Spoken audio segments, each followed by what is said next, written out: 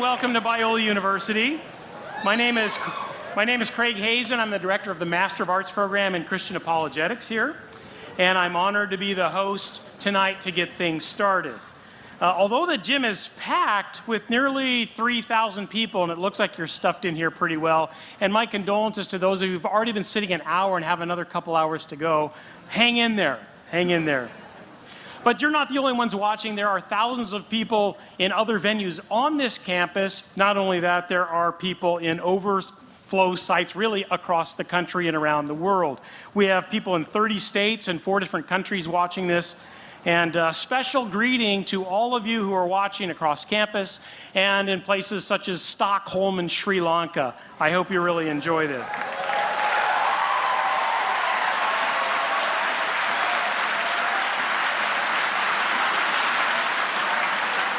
A special greeting to some distinguished guests tonight. William Lane Craig's wife, Jan, is here. Jan, it's good to see you. Betsy Hewitt is here.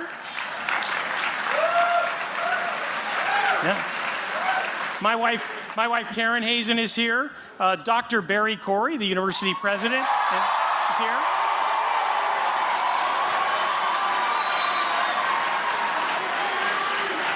Yeah. We've got distinguished philosophers all over the place. Doug Guyved, J.P. Morton, I hope, his wife. Good. All right. We're thrilled all of you could come. Well, this event was initiated by the Associated Students of Biola University, and it makes sense that AS President Eric Weaver should give a quick welcome on behalf of the student body. Eric, come on up.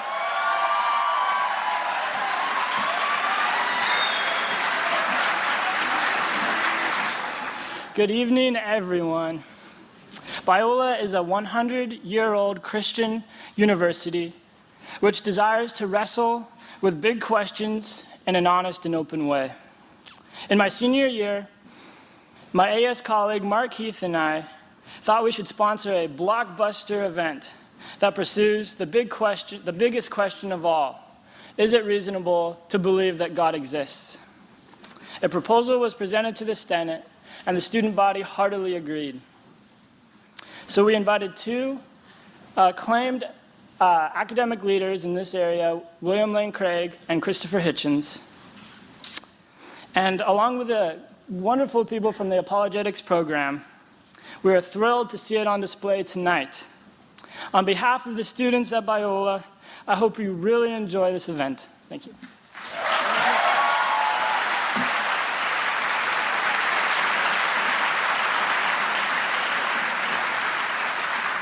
Thank you for representing the students, Eric. You're a senior. How's that job search going in this economy? Is that going well? Is that going?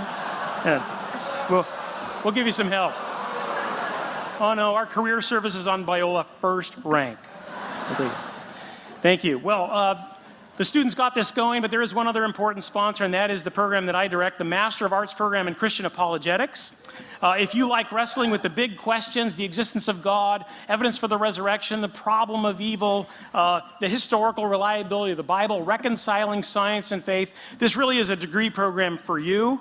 And if you're watching at a distance and you're thinking, I can't do it because I don't live in Southern California, that's not the case. We have this amazing distance learning program, and it's really open to anybody, and you don't need to relocate to Southern California, although it was a very nice day today. You might want to consider it. Although they've just taxed us into oblivion, so you may want to reconsider that. If you want to find out about these programs, check out biola.edu, biola.edu, and go to the Christian Apologetics page on that site. Well, how is this all going to work tonight? It's pretty straightforward. In fact, your handy-dandy program will tell you what's going on right up at the top inside panel, the program, numbers 1 through 8. It'll guide you through what's taking place every step of the way during the debate. So take a look at that. Toward the end, we will have some time for questions, but as you notice, there's no mic sitting up in the aisles. We are going to throw it open to the students. We have a student section up there. Bravo. Students of all stripes. Now, it's your job tonight to think up some tough questions. And I expect you to actually vet them. That is, you may have learned in school that there's no such thing as a dumb question. That is not true, okay? not to intimidate you, but check it out. Do peer review. If you come up with a question, run it by the person next to you or on either side, and let's see how it goes. So we'll throw it open for some Q&A time, and our thoughtful moderator will make sure it goes well. All right. Well, when we're done tonight, there's one other thing you need to be considering, and that is getting outside of this building to the pavilion right outside here and several places along the walkway to pick up the featured books tonight. One is God is Not Great by Christopher Hitchens, and another one is Reasonable Faith by William Lane Craig. These are the featured books. Pick them up and you can actually have them signed. To have them signed, just walk out this building, look for all the lights, and there's some tables out there, and our distinguished debaters will be out there signing books and answering your toughest questions right there at the table, I'm sure. If you've got a lot of books at home, in fact, you own a book so you don't need another one, perhaps you can buy some DVDs or CDs of some dynamite debates and lectures that Bill Craig has done around the world. These are first-rank materials, and our apologetics program is actually the center point for getting all of these. So if you want to get them tonight, they've got wonderful special deals. Check out the red flyer in your brochure, and that will tell you the scoop. You can even pre-order tonight's debate. If you'd like to get a copy of it, it's something you want to share with a lot of people, you can pre-order it tonight, fill out the form, take it to the table, and they'll move you right through. Well, we're delighted to have Mr. Hitchens here on campus, but we realize that we theists certainly have the home court advantage. I mean, being in a basketball court, that makes a lot of sense. After all, it's a Christian university, and it even says, all glory to God or something above the bleachers there. So clearly this is a home court advantage for the theists. And I imagine that the crowd here is over 2/3 evangelical Christian, although I'm thrilled to see the atheist and agnostic community turn out wearing T-shirts. I love that. Yeah, absolutely, yeah.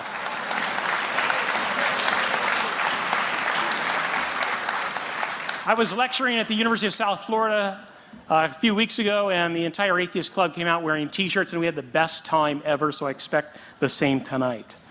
Well, since we have the home court advantage, those of you who are theists, believers in God, please let's be polite to Christopher Hitchens. He's known to say a provocative thing or two. So if you could practice your polite golf clap. All right, let's practice that. Practice that. No shouting, no hooting. There'll be plenty of opportunity for it, but let's restrain ourselves.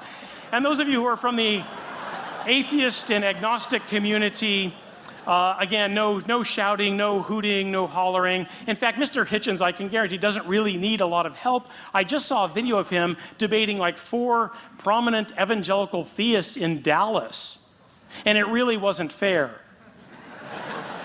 We needed more theists on the panel.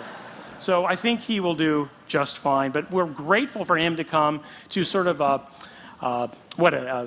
pit of opposition at Biola University, but we're grateful to really open up the doors and run through these big, important questions. And if the debate is not resolved at the end, this is a basketball court, for goodness sakes, we'll lower the hoops, we'll turn up the lights, and we'll let them go one-on-one. I hear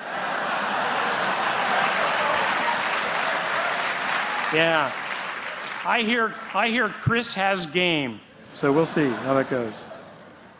Well, let's get to it. It's my pleasure to introduce our moderator of the debate tonight, and he'll get this party started. Hugh Hewitt. Yes, Hugh Hewitt.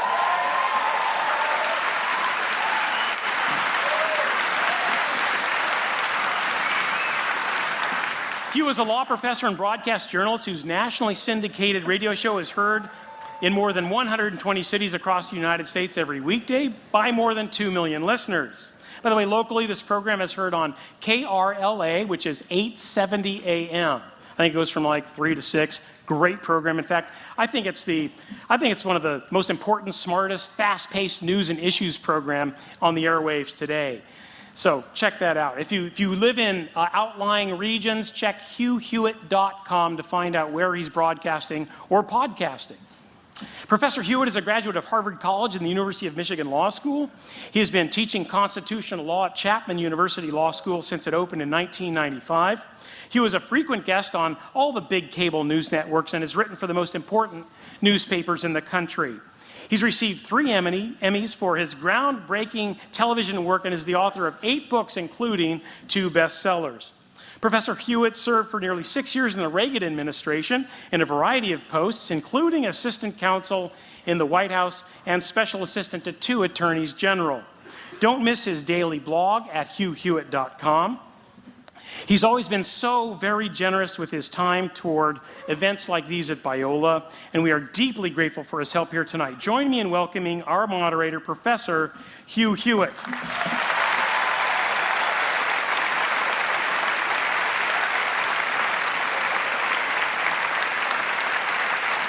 Thank you, ladies and gentlemen. Number 1, please turn off your cell phones. I repeat, please turn off your cell phones. Number 2, gentlemen, to the extent that any of you have jackets that are still on, please, as Ronald Reagan once used to say, feel free to just throw them on the floor. It is a little bit warm in here. Our guests, by virtue of this crowd, it is obvious, need no introduction. I am not going to waste time, then, on elaborate introductions. I just wish to thank them both for being willing to participate in this most important of conversations. It is the best of times, it is the best of times for those who like to argue about God in the public square, largely because of the rise of new atheists such as Mr. Hitchens, Richard Dawkins, my friend William Lobdell, and others who have once again put to the center of the public stage the question of whether or not God does exist and whether or not Jesus Christ is his son.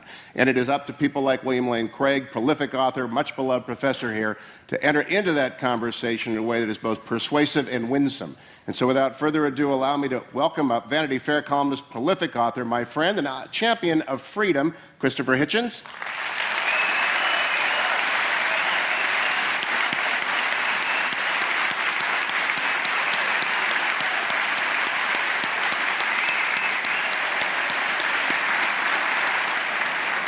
And from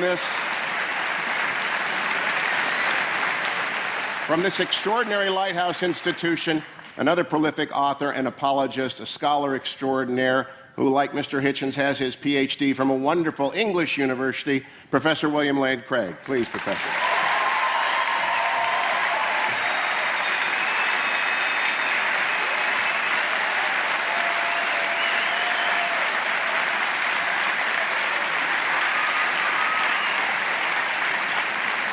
This is a very structured debate according to classical lines until the questions at the end. We begin with an opening argument, 20 minutes, to Professor Craig. Professor?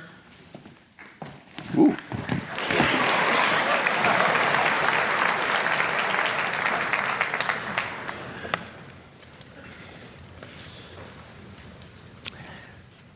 Good evening.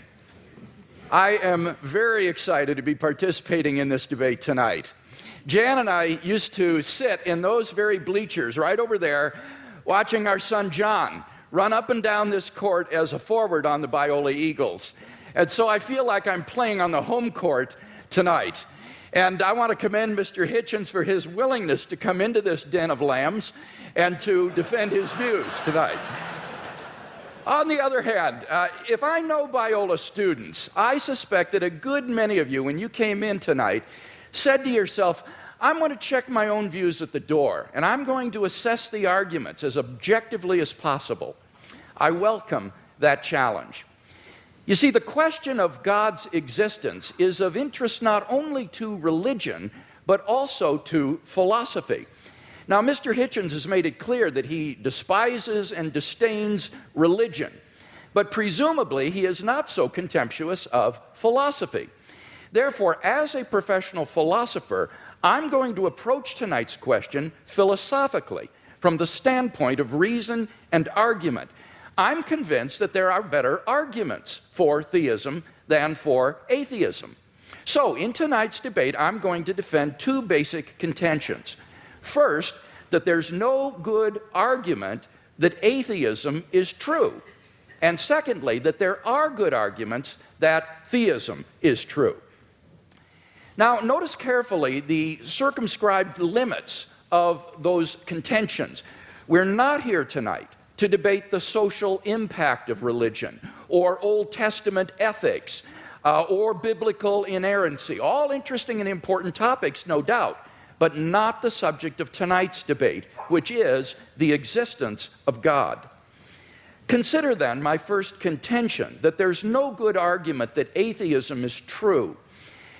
Atheists have tried for centuries to disprove the existence of God, but no one's ever been able to come up with a successful argument.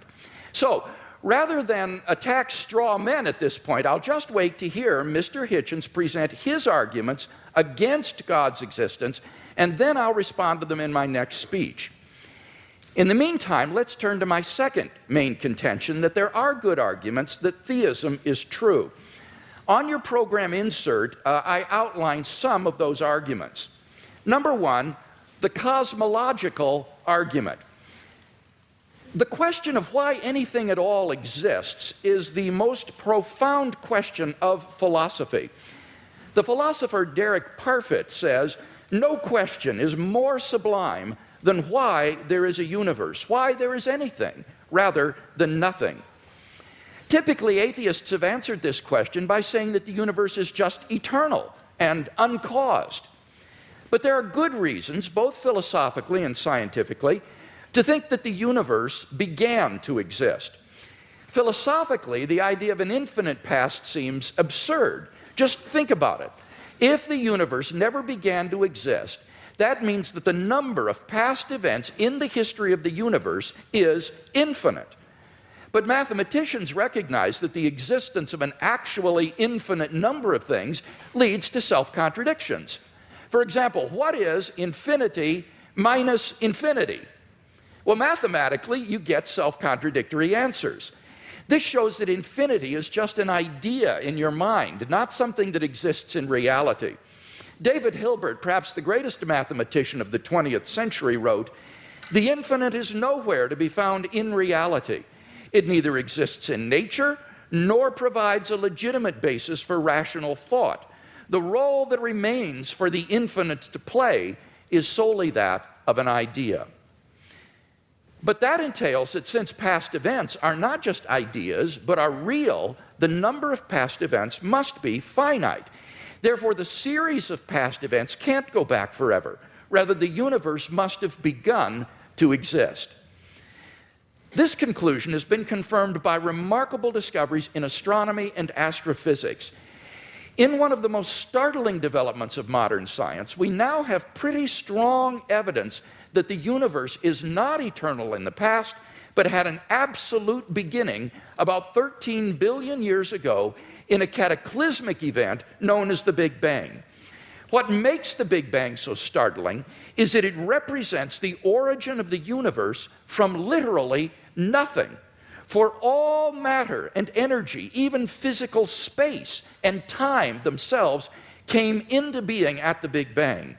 As the physicist P.C.W. Davies explains, the coming into being of the universe, as discussed in modern science, is not just a matter of imposing some sort of organization upon a previous incoherent state, but literally the coming into being of all physical things from nothing.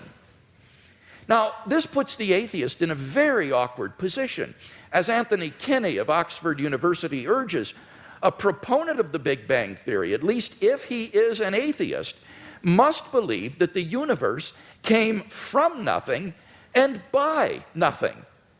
But surely that doesn't make sense. Out of nothing, nothing comes. So why does the universe exist instead of just nothing? Where did it come from? There must have been a cause which brought the universe into being. Now, as the cause of space and time, this being must be an uncaused, timeless, spaceless, immaterial being of unfathomable power. Moreover, it must be personal as well. Why? Because the cause must be beyond space and time. Therefore, it cannot be physical or material. Now, there are only two kinds of things that fit that description. Either an abstract object, like numbers, or else a personal mind. But abstract objects can't cause anything. Therefore, it follows that the cause of the universe is a transcendent, intelligent mind. Thus, the cosmological argument gives us a personal creator of the universe. 2, the teleological argument. In recent decades, scientists have been stunned by the discovery that the initial conditions of the Big Bang were fine-tuned for the existence of intelligent life with a precision and delicacy that literally defy human comprehension. This fine-tuning is of two sorts. First, when the laws of nature are expressed as mathematical equations, you find appearing in them certain constants, like the gravitational constant. These constants are not determined by the laws of nature. The laws of nature are consistent with a wide range of values for these constants.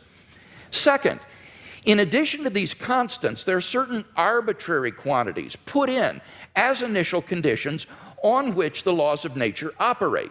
For example, the amount of entropy or the balance between matter and antimatter in the universe. Now, all of these constants and quantities fall into an extraordinarily narrow range of life-permitting values. Were these constants or quantities to be altered by less than a hair's breadth, the balance would be destroyed and life would not exist. To give just one example, the atomic weak force, if it were altered by as little as 1 part out of 10 to the 100th power, would not have permitted a life-permitting universe. Now, there are 3 possible explanations of this remarkable fine-tuning: physical necessity, chance, or design. Now, it can't be due to physical necessity because the constants and quantities are independent of the laws of nature. In fact, string theory predicts that there are around 10 to the 500th power different possible universes consistent with nature's laws. So could the fine-tuning be due to chance? Well, the problem with this alternative is that the odds against the fine-tunings occurring by accident are so incomprehensibly great that they cannot be reasonably faced. The probability that all the constants and quantities would fall by chance alone into the infinitesimal life-permitting range is vanishingly small. We now know that life-prohibiting universes are vastly more probable than any life-permitting universe. So if the universe were the product of chance, the odds are overwhelming that it would be life-prohibiting. In order to rescue the alternative of chance, its proponents have therefore been forced to resort to a radical metaphysical hypothesis, namely that there exists an infinite number of randomly ordered, undetectable universes composing a sort of world ensemble or multiverse of which our universe is but a part. Somewhere in this infinite world ensemble, finely tuned universes will appear by chance alone, and we happen to be one such world. Now, wholly apart from the fact that there's no independent evidence that such a world ensemble even exists, the hypothesis faces a devastating objection. Namely, if our universe is just a random member of an infinite world ensemble, then it is overwhelmingly more probable that we should be observing a much different universe than what we in fact observe. Roger Penrose has calculated that it is inconceivably more probable that our solar system should suddenly form through a random collision of particles than that a finely tuned universe should exist. Penrose calls it utter chicken feed by comparison. So, if our universe were just a random member of a world ensemble, it is inconceivably more probable that we should be observing an orderly region no larger than our solar system. Observable universes like those are simply much more plenteous in the world ensemble than finely tuned worlds like ours, and therefore ought to be observed by us. Since we do not have such observations, that fact strongly disconfirms the multiverse hypothesis. On atheism, at least, then, it is highly probable that there is no world ensemble. The fine-tuning of the universe is therefore plausibly due neither to physical necessity nor to chance. It therefore follows logically that the best explanation is design. Thus, the teleological argument gives us an intelligent designer of the cosmos. 3, the moral argument. If God does not exist, then objective moral values do not exist. By objective moral values, I mean moral values which are valid and binding, whether we believe in them or not. Many theists and atheists agree that if God does not exist, then moral values are not objective in this way. Michael Roos, a noted philosopher of science, explains, the position of the modern evolutionist is that morality is a biological adaptation, no less than our hands and feet and teeth. Considered as a rationally justifiable set of claims about an objective something, ethics is illusory.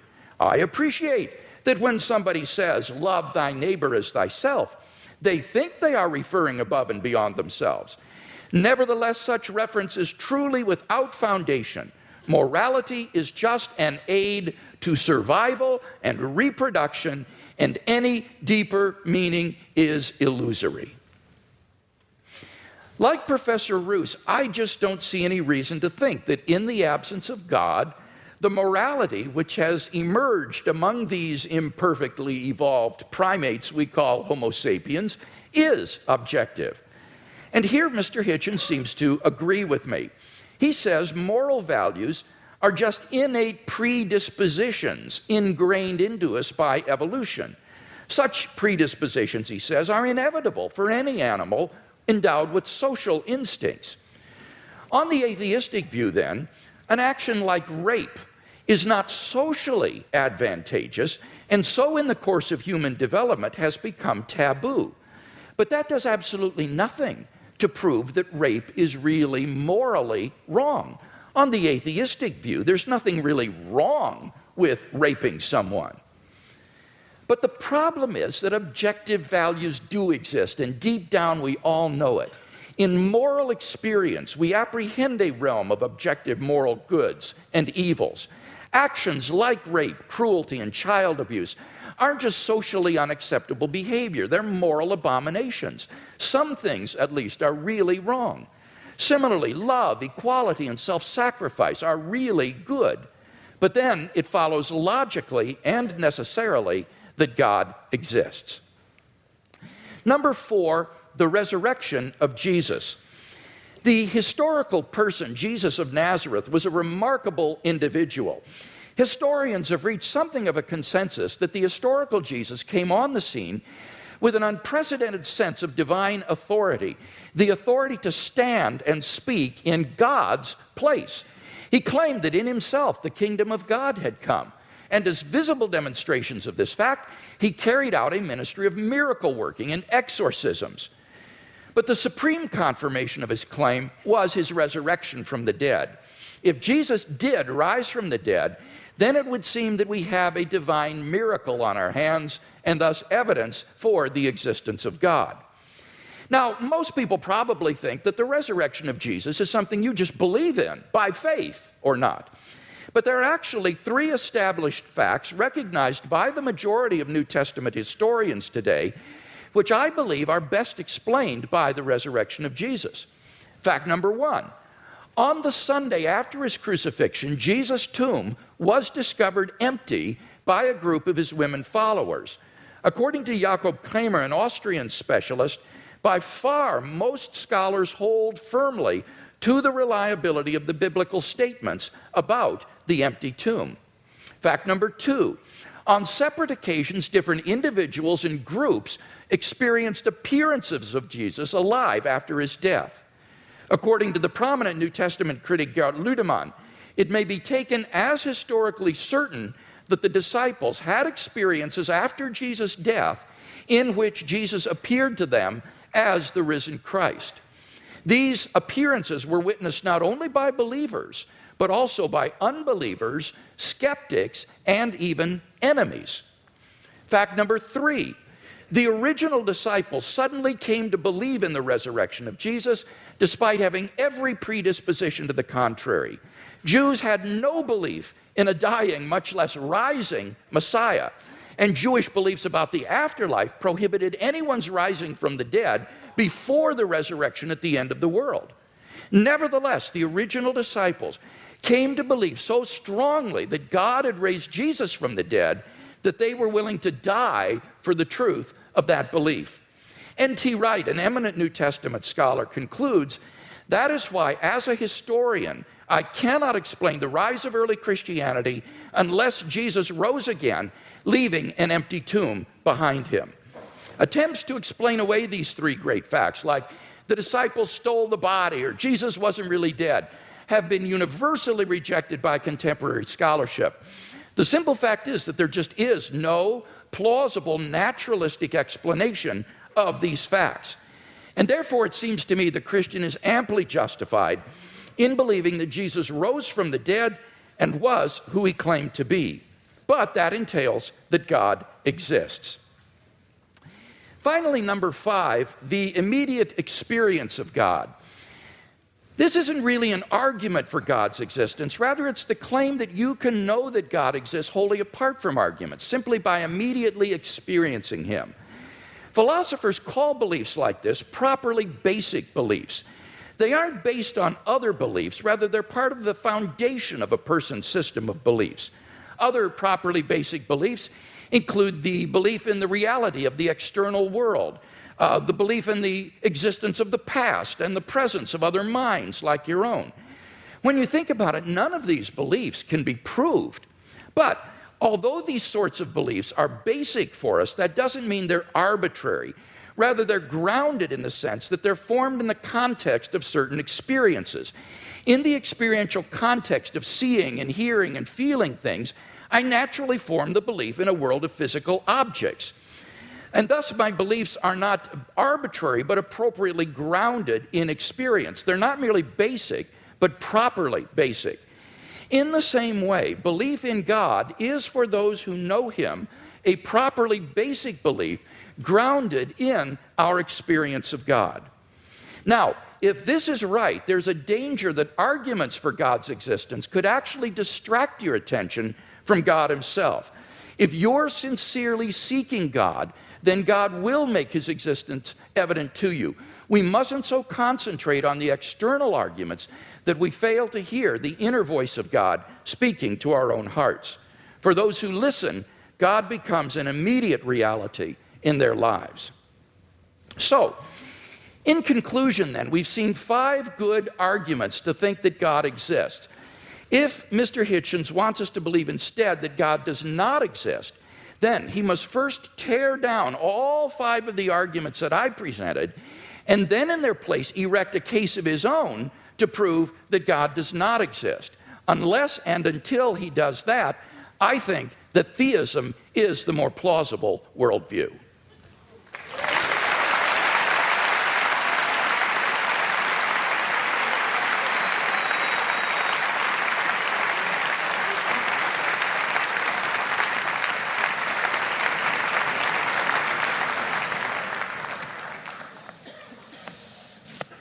Well, am I audible? Am I audible to all? Yes. Well, ladies and gentlemen, brothers and sisters, comrades, friends, thanks for coming out, as Senator Larry Craig actually did say at his press conference. Thank you, Mr. Hewitt and Dr. Craig, for being among the very many Christians who have so generously and hospitably and warmly taken me up on the challenge I issued when I started my little book tour and welcomed me to your places to have this most important of all discussions. I can't express my gratitude enough. And thanks to the very nice young ladies who I ran into at the Elephant Bar this afternoon. Well, I hadn't expected a posse of Biola students to be on staff, but where I thought, God, they're everywhere now.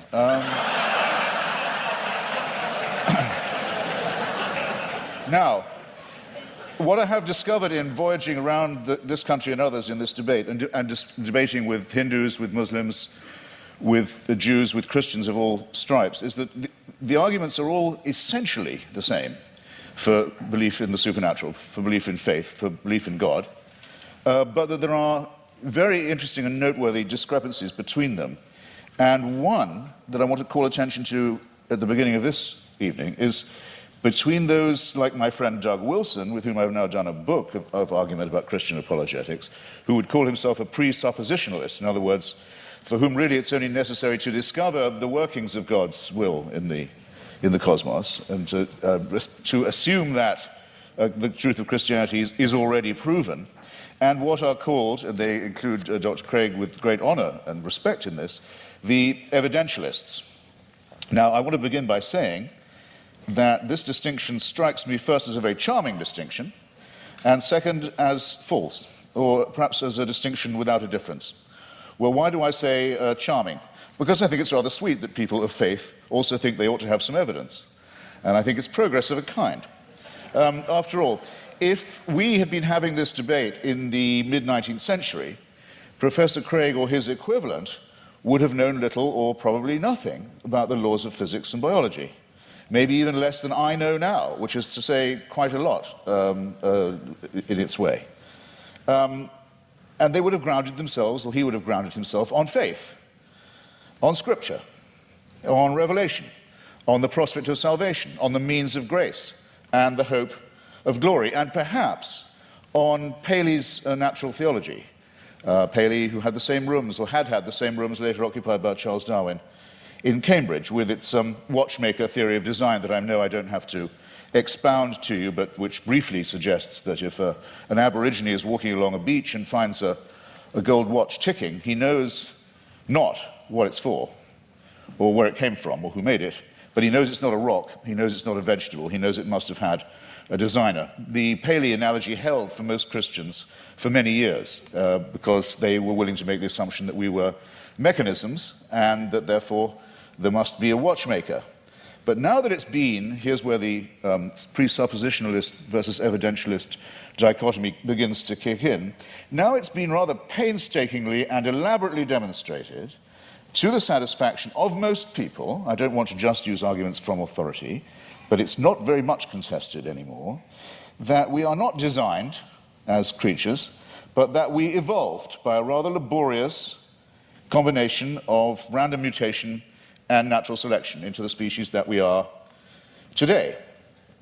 It is, of course, open to the faithful to say that all this was, now that they come to know it, now that it becomes available to everybody, now that they think about it, and now that they've stopped opposing it or trying to ban it, then they can say, actually, on second thought, the evolution was all part of the design.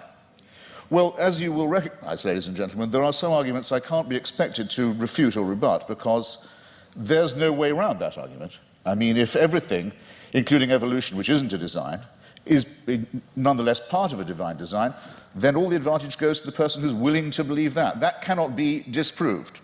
But it does seem to me a very poor and very weak argument, because the test of a good argument is that it is falsifiable, not that it's unfalsifiable. So this tactic, or this style of argument, which we've had some evidence of this evening, I would rebaptize, or might I dare say I would rechristen it, as retrospective evidentialism. In other words, everything can, in due time, if you have enough faith, be made to fit.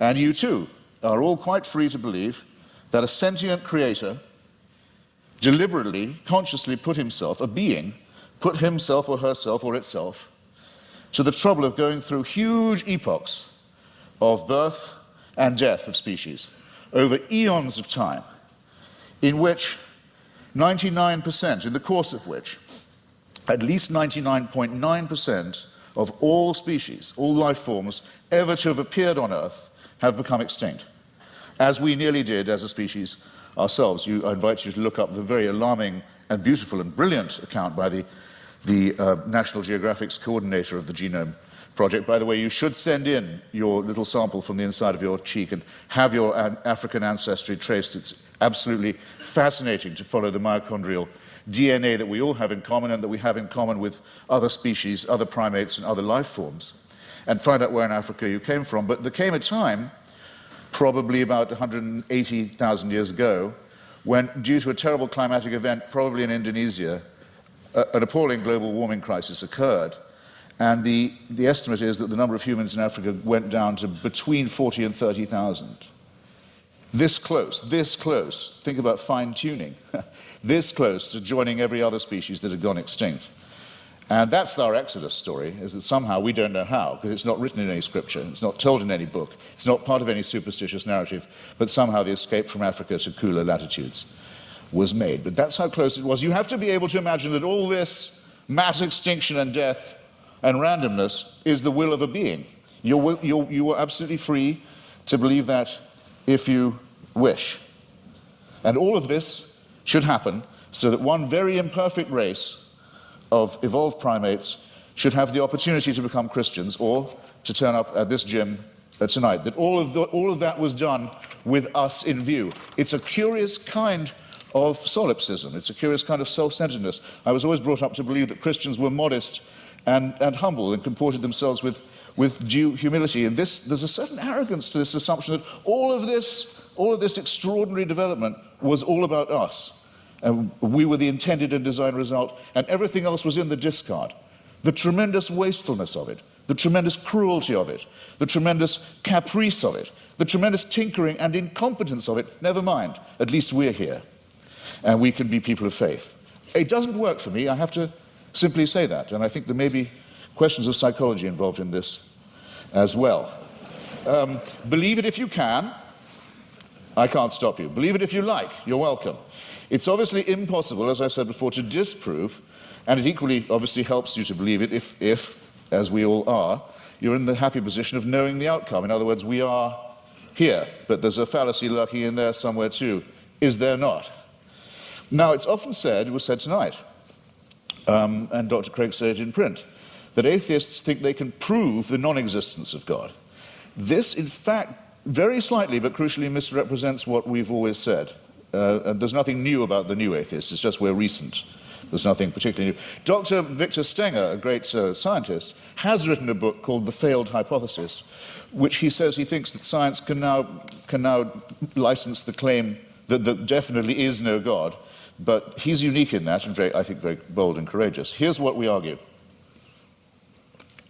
We argue quite simply that there's no plausible or convincing reason, certainly no evidential one, to believe that there is such an entity and that all observable phenomena, including the cosmological one to which I'm coming, are explicable without the hypothesis. You don't need the assumption. And this objection itself, our school falls into at least two, perhaps three sections. There's no such thing, no such word, though there should be, as adeism or as being an adeist, but if there was one, I would say that's what I was. I don't believe that we are here as the result of a design, or that by making the appropriate propitiations and adopting the appropriate postures and following the appropriate rituals, we can overcome death. I don't believe that, and for a priori reasons, don't.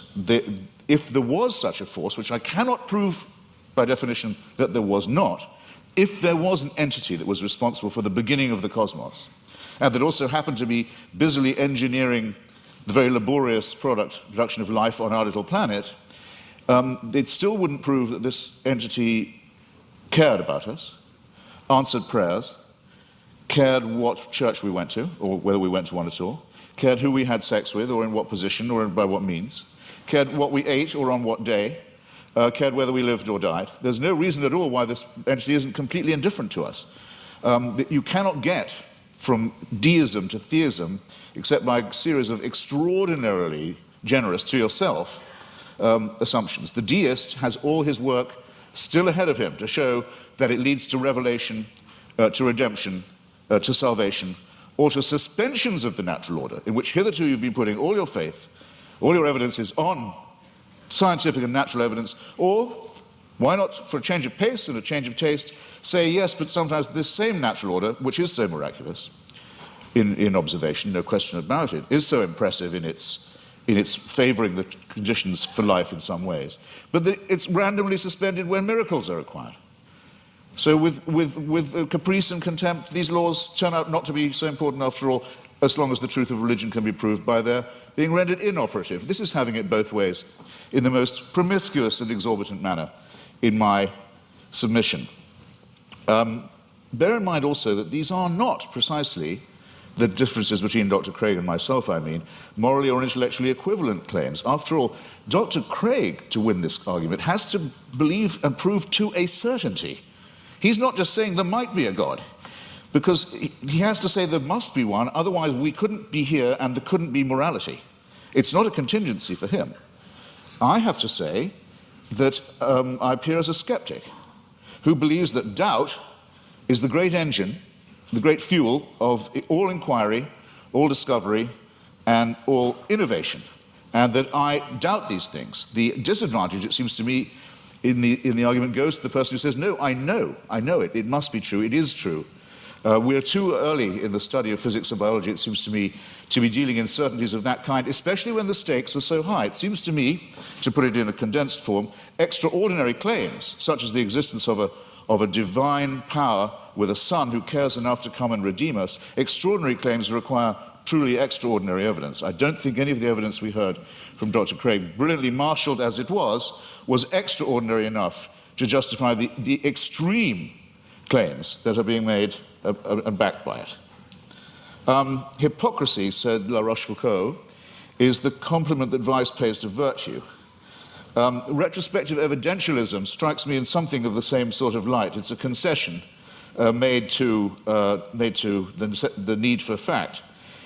Maybe we better have some evidence to go along with our faith. But look at what Dr. Craig says in his book. He says, I'll quote directly, he says, should a conflict arise between the witness of the Holy Spirit to the fundamental truth of the Christian faith and beliefs based on argument and evidence, then it is the former which must take precedence over the latter. He adds not vice versa, but a good editor, I think, would have told you, you don't have to put the vice versa in. It's clear enough as it is. I'll say it again. Should a conflict arise between the witness of the Holy Spirit to the fundamental truth of the Christian faith and beliefs based on argument and evidence, then it's the former which must take precedence over the latter. That's not evidentialism. That's just faith. It's a priori belief. It's rephrased in another edition. It says, therefore, the role of rational argumentation in knowing Christianity to be true is the role of a servant. A person knows Christianity is true because the Holy Spirit tells him it is true. And while argument and evidence can be used to support this conclusion, they cannot legitimately overrule it. Now, then he goes on to say, the Bible says all men are without excuse. Even those who are given no reason to believe, and many persuasive reasons to disbelieve, have no excuse, because the ultimate reason they do not believe is that they have deliberately rejected God's Holy Spirit. That would have to be me. But you see where this lands you, ladies and gentlemen, with the Christian apologetic. You're told you're a miserable sinner who is without excuse. You've disappointed your God who made you, and you've been so ungrateful as to rebel. You're contemptible, you're worm-like, but you can take heart. The whole universe was designed with just you in mind. These two claims are not just mutually exclusive, but I think they're intended to compensate each other's cruelty and ultimately absurdity.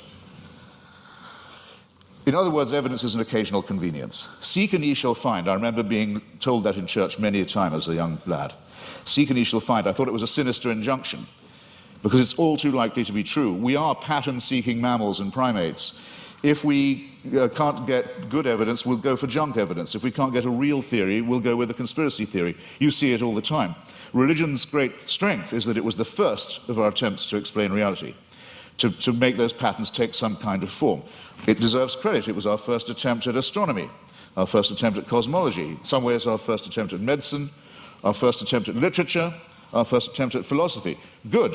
While there was nothing else, it had many functional uses of that kind. Never mind that they didn't know that germs cause disease. Maybe evil spirits cause disease. Maybe disease is a punishment. Never mind that they believed in astrology rather than astronomy. Even Thomas Aquinas believed in astrology. Never mind that they believed in devils. Never mind that things like volcanic eruptions, earthquakes, tidal waves were thought of as punishments, not as natural occurrences on the cooling crust of a planet. The pattern seeking has gone too far. And it's gone, I think, much too far with what was until recently thought of as Christianity's greatest failure, greatest of all failures, cosmology, the one thing Christianity knew nothing about. and taught the most abject nonsense about. For most of its lifetime, Christianity taught that the earth itself was the center of the universe, and we had been given exclusive dominion as a species over it. It could not have been more wrong. How are we going to square the new cosmology, the fantastic new discoveries in physics with the old dogmas? Well, one is the idea of this fine-tuning, about which I've only left myself 3.5 minutes. I'll have to refer some of this to later in the discussion. This is essentially another form of pattern seeking on the basis of extremely limited evidence. Most physicists are very uncertain, as they have every right to be. In fact, I would say, for physicists, that as they have the duty to be at the moment, extremely uncertain about the spatio-temporal dimensions of the original episode, the Big Bang, as it's sometimes called. We're in the very, very early stages of this inquiry. We hardly know what we don't know about the origins of the universe. We're viewing it from an unimaginable distance, not just an unimaginable distance in space. We're perched on a tiny rock in an extremely small suburb of a fairly minor galaxy, trying to look to discern our origins, but also at an unbelievable distance in time. And we claim the right to say, we can see the finger of God in this process. It's an extraordinarily arrogant assumption. It either deserves a Nobel Prize in physics, which it hasn't yet got, I notice. I don't know any physicist who believes these assumptions are necessary, or it deserves a charge of hubris. Let me make 3 tiny, quick objections to it as it stands, and I'm no more a physicist than most of you are. I'll make these lay objections. 1, was there pre-existing material for this extra spatio-temporal being to work with? Or did he just will it into existence, the ex nihilo? Who designed the designer?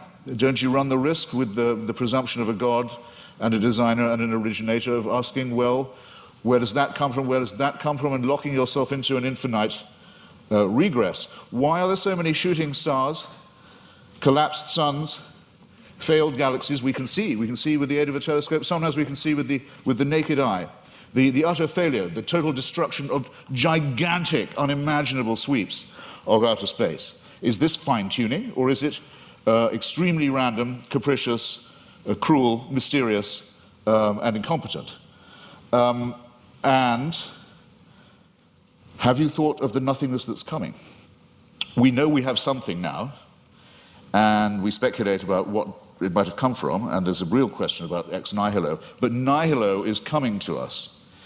In the night sky, you can already see the Andromeda Galaxy. It's heading straight for ours on a collision course. Is that part of a design? Was it fine-tuned to do that? We know that from the red light shift of the Hubble telescope, or rather Edwin Hubble's original discovery, the universe is expanding away from itself at a tremendous rate. It was thought that rate would go down for Newtonian reasons. No, it's recently been proved by Professor Lawrence Krauss, the rate of expansion is increasing. Everything is exploding away even faster. Nothingness is certainly coming. Who designed that? And that's all if before these things happen, we don't have the destruction of our own little solar system, in which already there's only one planet where anything like life can possibly be supported. All the other planets are too hot or too cold to support any life at all, and the sun is due to swell up, burn us to a crisp, boil our oceans and die, as we've seen all the other suns do in the night sky. This is not fine-tuning, ladies and gentlemen, and if it's the work of a designer, then there's an indictment to which that designer may have to be subjected. I'm out of time. I'm very grateful for your kindness and hospitality. Thank you.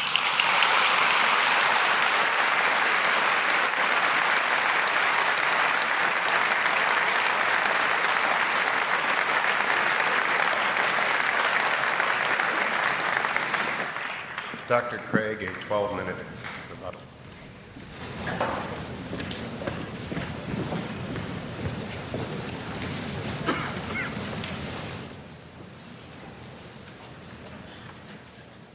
You'll remember that in my opening speech, I said I would defend 2 basic contentions in tonight's debate. First, that there's no good argument that atheism is true.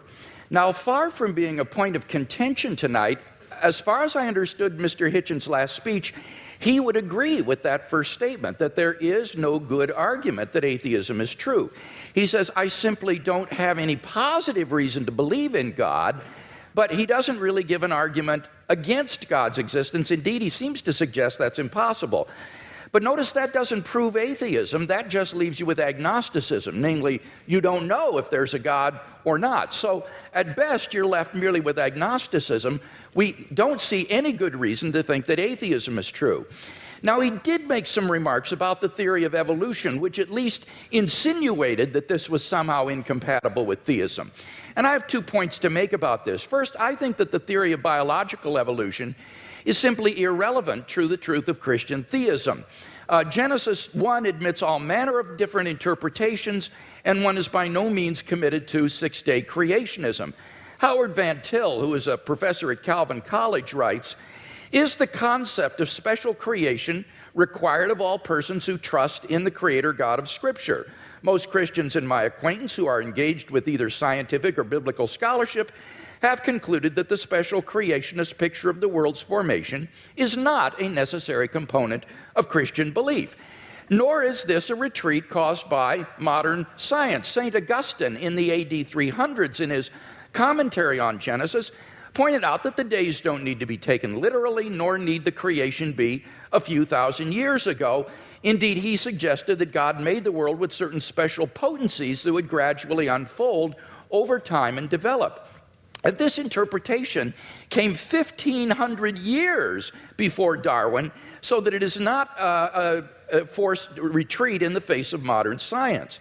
So any doubts that I would have about the theory of biological evolution would be not biblical, but rather scientific. Namely, what it imagines is fantastically improbable.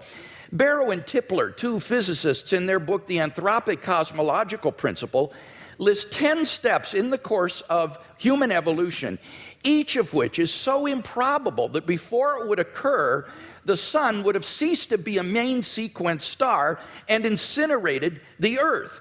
And they calculate the probability of the evolution of the human genome to be somewhere between 4 to the negative 180th power to the 110,000th power, and 4 to the negative 360th power to the 110,000th power. So if evolution did occur on this planet, it was literally a miracle, and therefore evidence for the existence of God.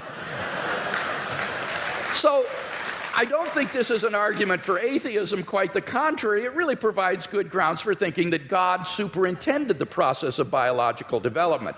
So the Christian can be open to the evidence to follow it where it leads. By contrast, as Alvin Plantinga has said, for the naturalist, evolution is the only game in town. No matter how fantastic the odds, no matter how improbable, it's got to be true, because there is no intelligent creator and designer. So in one sense, you've got to feel a little sorry for the atheist. He can't really follow the evidence where it leads. His presuppositions determine the outcome. By contrast, if there is a fine-tuner and creator of the universe, then already in the initial conditions of the Big Bang, you have an elaborately designed universe that permits the evolution and existence of intelligent life. And I think evolution simply layers on more improbability. Now, Mr. Hitchens says, but why did God wait so long, all that waste during this time? Well, that sort of concern with efficiency is only of importance to someone with either limited time or limited resources, or both. But in the case of God, he has both unlimited resources and unlimited time, and therefore it's simply not important to do this in a quick way. Well, now, Mr. Hitchens says, but why did God wait so long before he sent Christ? Human beings have existed for thousands of years on this planet before Christ's coming. Well, what's really crucial here is not the time involved, rather it's the population of the world. The Population Reference Bureau estimates that the number of people who have ever lived on this planet is about 105 billion people. Only 2% of them were born prior to the advent of Christ. Eric Krapes of the Survey Research Center at the University of Michigan's Institute for Social Research says, God's timing couldn't have been more perfect. Christ showed up just before the exponential explosion in the world's population. The Bible says in the fullness of time, God sent forth his Son. And when Christ came, The nation of Israel had been prepared. The Roman peace dominated the Mediterranean world. It was an age of literacy and learning. The stage was set for the advent of God's Son into the world. And I think in God's providential plan for human history, we see the wisdom of God in orchestrating the development of human life and then in bringing Christ into the world in the fullness of time. So I don't see that there are any good grounds here for thinking that this provides reason for atheism. Now, what about my arguments for theism? Mr. Hitchens had some general remarks here. He says it's difficult to get from deism to theism. Now, I want to point out that's a false use of these terms. This is simply confused. Deism is a type of theism. Theism is the broad worldview that God exists. Deism is a specific kind of theism that says God has not revealed himself directly in the world. Now, my arguments are a cumulative case for Christian theism. They add up to the belief in the God that has been revealed by Jesus of Nazareth. Now, Mr. Hitchens says, but you must prove this with certainty. Not at all. I am not claiming these arguments demonstrate Christian theism with certainty. I'm saying that this is the best explanation of the data when you compare it with other competing hypotheses. I think it's more probable than not.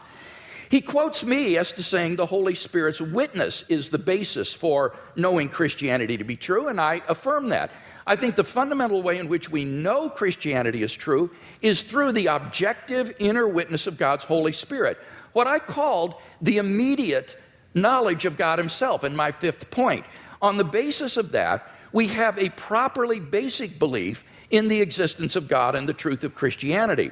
But when it comes to showing someone else that what we know through the witness of the Holy Spirit is true, here we appeal to argument and evidence as I've done tonight. And the arguments and evidence that I've appealed to are largely deductive arguments. This isn't retrospective evidentialism. These are deductive arguments. If the premises are true, then you cannot deny the conclusion on pain of irrationality because the conclusions follow with logical necessity from the premises. So the only way to deny the conclusion is you've got to show me which of the premises are false. That's why you've got that program insert with the premises in your program for these arguments. Mr. Hitchens needs to identify which premises of the argument he rejects as false if he's to reject the conclusions. Now, with respect to my cosmological argument, notice that he didn't dispute whatever begins to exist has a cause, nor did he dispute the philosophical and scientific arguments for the beginning of the universe. All he asked was the question, was there pre-existent material? The answer is no, there was not. As Barrow and Tipler point out, at this singularity, space and time came into existence. Literally nothing existed before the singularity. So if the universe originated at such a singularity, we would truly have a creation ex nihilo, that is, out of nothing. And this isn't talking religion, folks. This is talking contemporary cosmology. So the first argument, it seems to me, is unrefuted. What about the fine-tuning argument? Here he said, well, scientists are terribly uncertain about the fine-tuning argument. Well, I think that's simply not the case. Sir Martin Rees, the Royal Astronomer Royal of Great Britain, has said, the laws governing our universe appear to be finely tuned for our existence. Everywhere you look, there are yet more examples. Wherever physicists look, they see examples of fine-tuning. Ernan McMullen, philosopher of science, says it seems safe to say that later theory, no matter how different it may be, will turn up approximately the same numbers.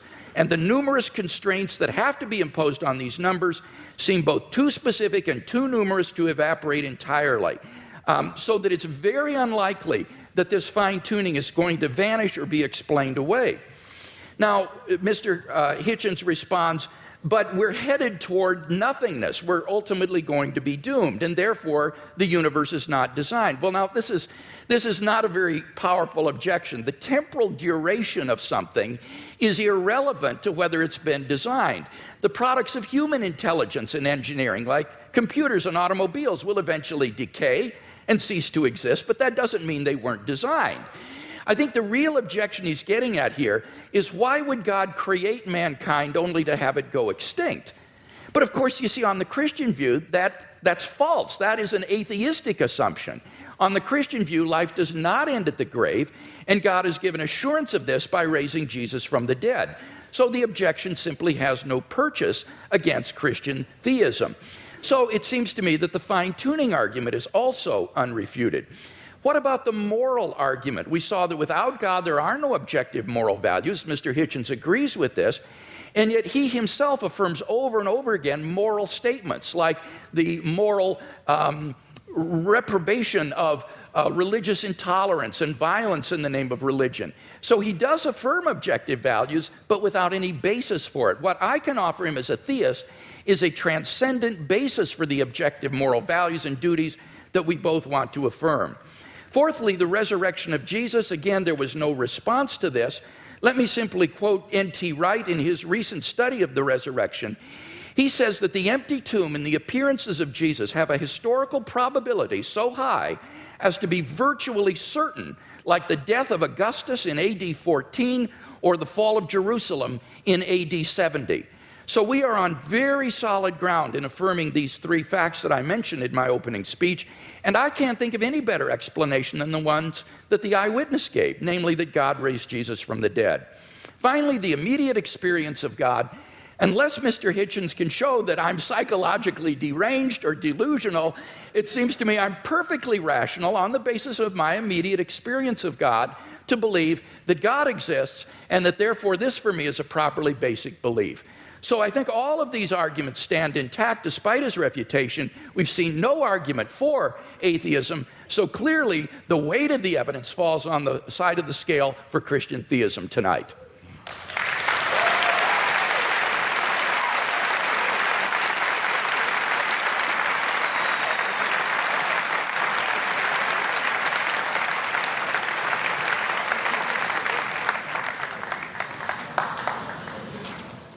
There is a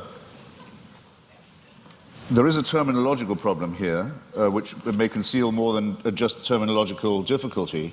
The proposition that atheism is true, or that is a misstatement of what I have to prove and what we believe. There's an argument among some of us as to whether we need the word at all. In other words, I don't have a special name for my unbelief in tooth fairies, say, or witches, or in Santa Claus. I just don't think that they're there. I don't have to prove a tooth fairyism. I don't have to prove a Santa Clausism. I don't have to prove a witchism.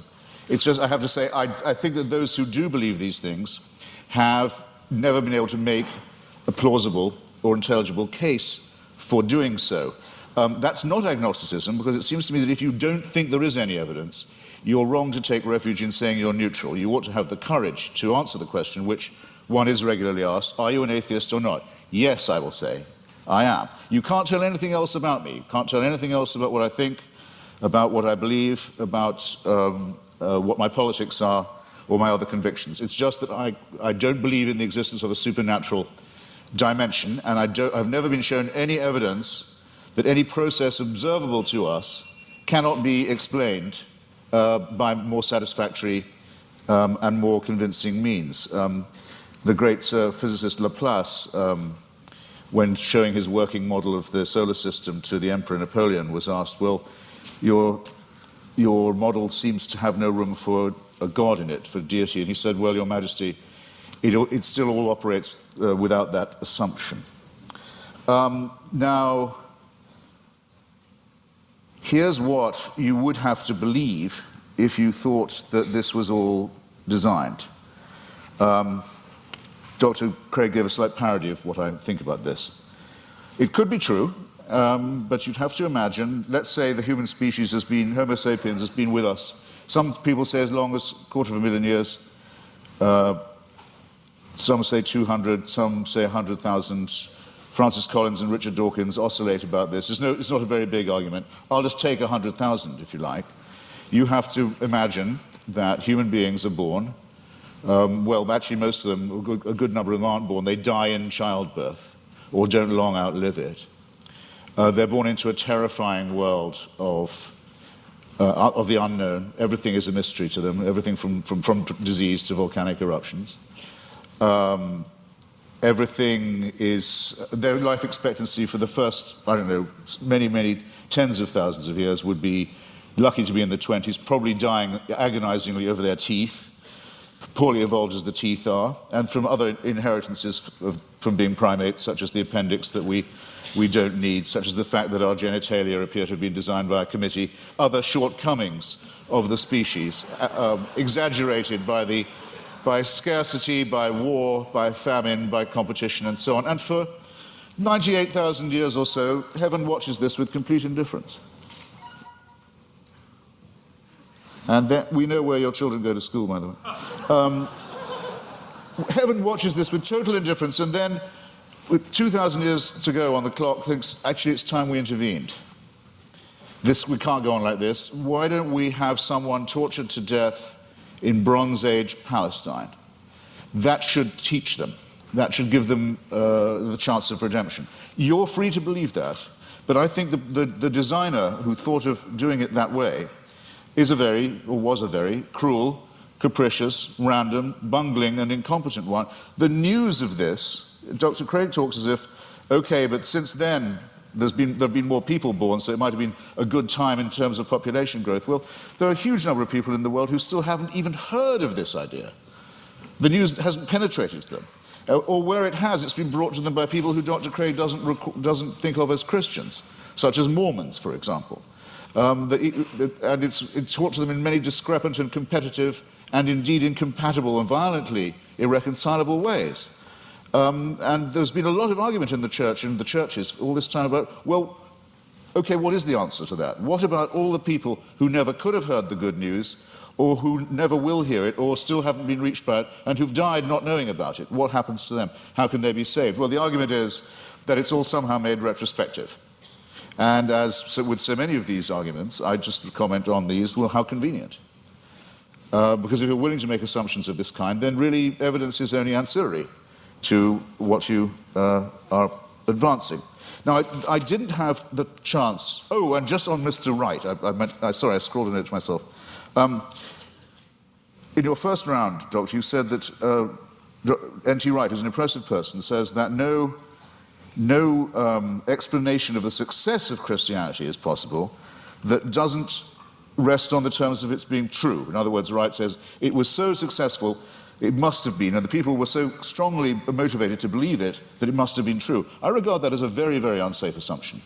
Or if it is a safe one, then it must surely apply to Islam and to Mormonism. I mean, these are two very, very, very fast-growing religions, have people prepared to sacrifice enormously for it, have ancestors who were absolutely determined of the truth of it at the time, and who made extraordinary conquests in its name. If you're going to grant this for one religion, it seems to me you have to be willing, not just willing, you may indeed be compelled to make this concession for all of them. And that, I think, would be not just an unsafe assumption, but for most of you here, a distinctly unwelcome one. Now, I didn't get the chance, because I out-talked myself, and I'm sorry for it, to get to the moral dimension. And I'm interested that the word objective morality is the one that Dr. Craig chooses. Usually arguments about morality are whether morality is, so to say, absolute, or whether it's relative. As to objectivity, I think it's a very good compromise word, by the way, and I'm very happy to accept it. But the problem with morality is this, in respect of religion. You can't prove that anyone behaves any better if they refer this problem upward to a supreme dictator of a celestial kind. There are two questions that I've asked in public, and I'll try them again, because I try them on every audience. They're very simple ones. First, you have to name for me, or challenges, let's say, rather than questions. You have to name for me an ethical action or an ethical statement or moral action, moral statement made or undertaken by a believer that I couldn't undertake or say, I couldn't state or do. I haven't yet had an example pointed out of that to me. In other words, that a person of faith would have an advantage by being able to call upon divine sanction. Whereas if I ask you to think of a wicked act undertaken by someone in the name of God or because of their faith, you wouldn't have, or a wicked statement made, you wouldn't have that much difficulty, I think, in coming up with an example right away. The genital mutilation community, for example, is almost exclusively religious. The suicide bombing community is almost exclusively religious. There are injunctions for genocide in the Old Testament. There are injunctions and warrants for slavery and racism in the Old Testament too. There's simply no way of deriving morality and ethics from the supernatural. When we come to the question of the absolute, well, the most often cited one is the Golden Rule, the one that almost everyone feels they have in common. The injunction not to do to others as you wouldn't want them to do to you. This doesn't, in fact, come from the Sermon on the Mount or from Christianity, or it doesn't originate with it. It's certainly adumbrated by Rabbi Hillel, a Babylonian rabbi, and it's to be found in the Analects of Confucius too. But it has, since we're talking about objective, relative, and absolute, a crucial weakness in it, unfortunately. We'd like to be able to follow it, but it's only really as good as the person who's uttering it. In other words, if I say, I won't treat you as I don't want you to treat me, what am I to do when confronted with Charles Manson? I want him treated in a way that I wouldn't want to be treated myself. Anything else would surely be completely relativistic. So the argument isn't at all advanced by saying that I couldn't know any of this. I couldn't have any moral promptings. I couldn't decide for myself if I see a pregnant woman being kicked in the stomach, that because she's pregnant, that's obviously worse than if it was just a woman who wasn't pregnant being kicked in the stomach. This is part of my patrimony as a human being. It's part of the essential emotional solidarity that I need to have with my fellow creatures to make us realize that we are brothers and sisters, one with another. We are dependent upon each other. We have duties. We have expectations of one another. And that if we didn't have these and try and fulfill them, we couldn't have got as far as we have. We couldn't have evolved as a species. We couldn't have ever had a society. There's never been a society found where rape and murder and perjury are not condemned. And these moral discoveries long, or absolutes if you want to call them that, long predate the arrival of anything recognizable as monotheism. It's a bit like the argument of free will.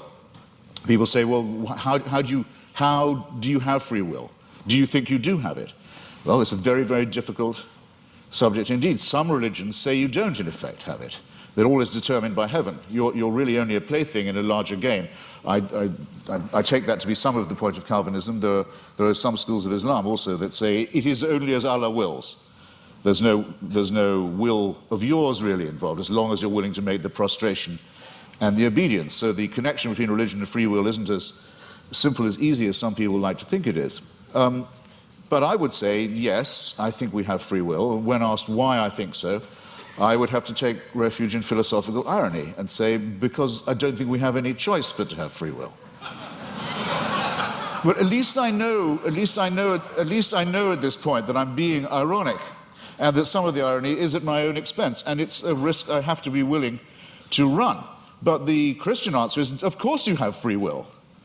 The boss insists upon it. This somewhat degrades the freedom and redefines the idea of will. And it seems to me also that there's something degrading in the idea of saying that morality is derived in the same way, that it comes from on high, that we ourselves are not good enough, that we don't have the dignity, we don't have the self-respect, we don't have the character to know a right action or a right statement when we see it or when we want to perform it. It's this servile element in religion. It's not strictly speaking the subject of our debate this evening, I know, but I'm damned if I completely forego it. It's the idea that buried in the religious impulse is actually the wish to be unfree, is the wish for an immovable, unchangeable, celestial authority, a kind of heavenly North Korea that will take our decisions away from us and commit us only to worship and praise and thank a great leader and his son, the dear leader, forever and ever and ever. I'm so glad there's no evidence that this is true. Thank you.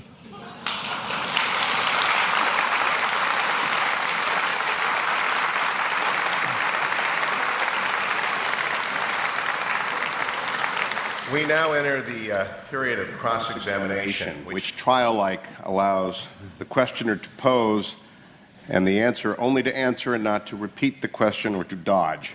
6 minutes of questions begin to Dr. Craig, followed by 6 minutes of questions to Mr. Hitchens. Dr. Craig, your questions for Mr. Hitchens.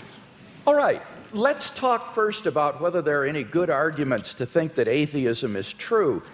Now, it seems to me that you're rather ambivalent here, that you say, you redefine atheism to mean a sort of atheism or non-theism. That's what it means. But how do you distinguish then the different varieties of non-theism? For example, what is normally called atheism, agnosticism, or the view of verificationists that the statement God exists is simply meaningless? Well, I mean, there are different schools of atheism, as you say, but there's no claim I know how to make that says atheism is true, because atheism is the statement that a certain proposition isn't true. So I wish you'd get this bit right, because there you go again. Well, I just devoted a little time to this. I said it is not in itself a belief or a system. It simply says you can get by better, probably, we think, without the assumption that no one who wants you to worship a God has ever been able to come up with a good enough reason to make you do it. Now, so the point is, though, that on your definition of atheism or non-theism, it really embodies a diversity of views, such as agnosticism, what is normally called atheism, or this verificationism. Now, which of those do you hold to within this umbrella of atheism? Are you an atheist who asserts the proposition God does not exist, or do you simply withhold belief in God in the way the agnostic does? Right. On some days, I'm a great. No, I'm not going to do you that much of a favor. On some days, I'm a great admirer of Thomas Huxley, who had the great debate with Bishop Wilberforce in Oxford at the Natural History Museum about Darwinism in the mid 19th century, and who was known as Darwin's bulldog. We would now say Darwin's pit bull, and who completely trounced the good bishop. But I can't thank him for inventing the term agnostic. And I can't thank him for some of his social Darwinist positions either, some of which are rather unattractive. I need an answer to this. My time is fleeting. But because I think agnosticism is evasive. To me, yes, if you talk about the power of the Holy Spirit and so forth, to me that is meaningless. It's to me, I'm sorry, I've tried. It's white noise. It's like saying there is only one God and Allah is his messenger. It's gibberish to me. There are many of us. I'm sorry, there are just many of us of whom this is the case. It may be true, it is true. Okay, Mr. Hitchens, I got to press you here because time is leaving. Feel free. What is your view exactly? Press away. Do you affirm God does not exist, or do you simply withhold belief? I think once I have said that I've never seen any persuasive evidence for the existence of something, and I've made real attempts to study the evidence presented and the arguments presented, that I will go as far as to say, have the nerve to say, that it does not therefore exist, except in the minds of its, except in the Henry Jamesian subjective sense that you say of it being so real to some people in their own minds that it counts as a force in the world. Yes. Okay, so you do affirm then that God does not exist. Now, what I want to know, and do you have any justification for that? I think I've come unwired in some horrible way. You're fine. Are you sure?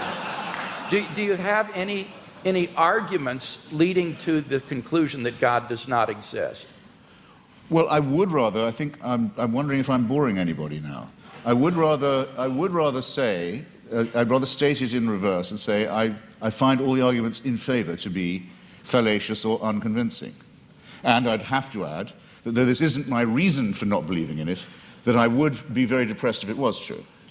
But that's a quite different thing. I don't say of atheism that it's at all morally superior. That would be very risky. I wouldn't admit that it was at all morally inferior either, but we can at least be acquitted on the charge of wishful thinking. I wonder if that's the case. Would you agree that the absence of evidence is not evidence of absence? Well, I'm not sure that I would agree. Okay.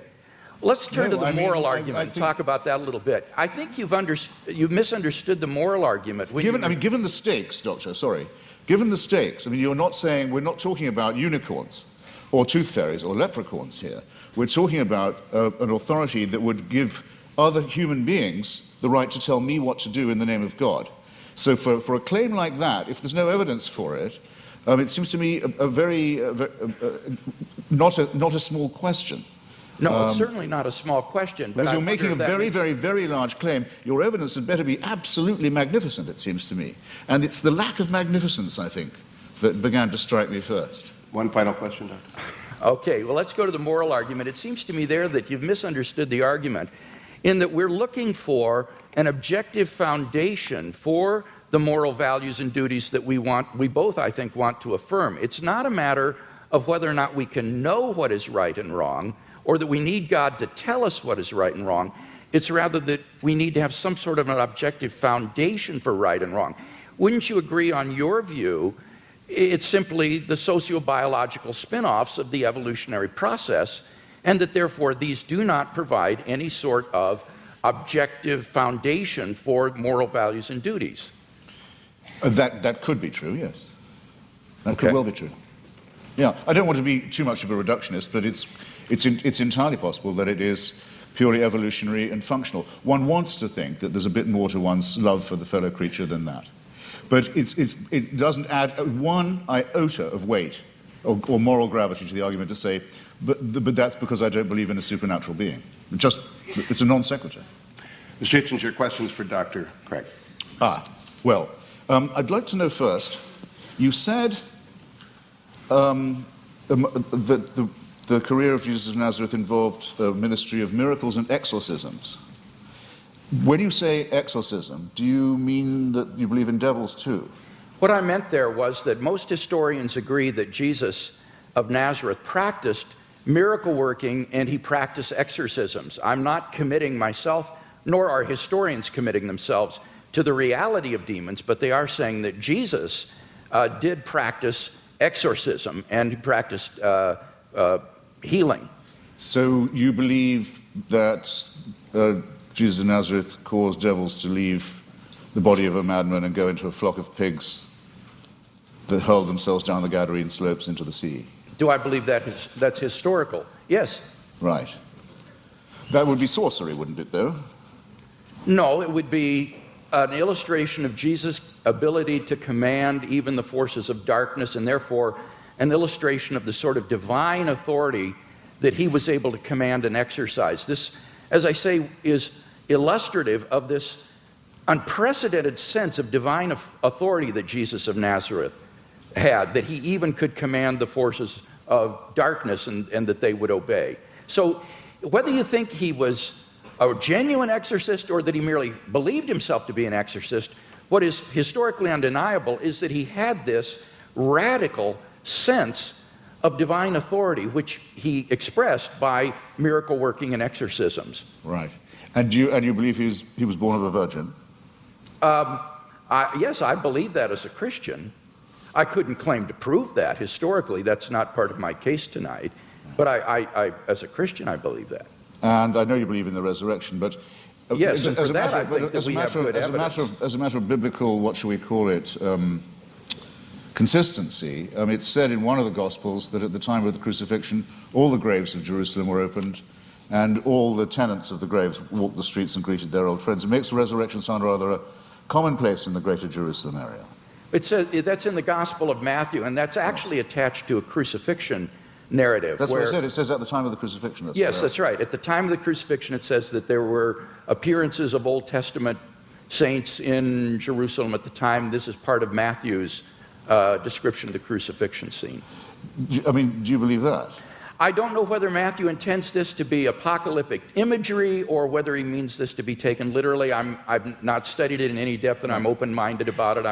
I'm willing to be convinced one way or the other. You see, the reason I'm pressing you is this because, we know from Scripture that the pharaohs, magicians, could produce miracles. In the end, Aaron could outproduce them. But what I'm suggesting to you is even if the laws of nature can be suspended and great miracles can be performed, it doesn't prove the truth of the doctrine of the person who's performing them. Or would you not agree to that? Not necessarily. I think that's right. So somebody could be casting out devils from pigs, and that wouldn't prove he was the Son of God. I think that's right. In fact, there were Jewish exorcists. The only point that I was trying to make there was that this was illustrative of the kind of divine authority that Jesus claimed, especially since he didn't cast them out in God's name, or he didn't perform miracles by praying to God. He would do them in his own authority. So that Jesus exercised an authority that was simply unheard of at that time, and for which he was eventually crucified because it was thought to be blasphemous. Well, it was thought to be blasphemous to claim to be the Messiah, to be exact. I mean, the people who got the closest look at him, the Jewish Sanhedrin, thought that his claims were not genuine. So remember, if you're resting anything on eyewitnesses, the ones who we definitely know were there thought he was bogus. But, okay, I think I've got a rough idea, assuming you make that assumption of his pre-existing divinity, that it's a presuppositionalist case, I can see what you're driving at. Well, no, I'm not a another question. I've got another question for you, which is this. How many religions in the world do you believe to be false? I don't know how many religions in the world there are, so I Well, can't could you answer. name... Right. Fair enough.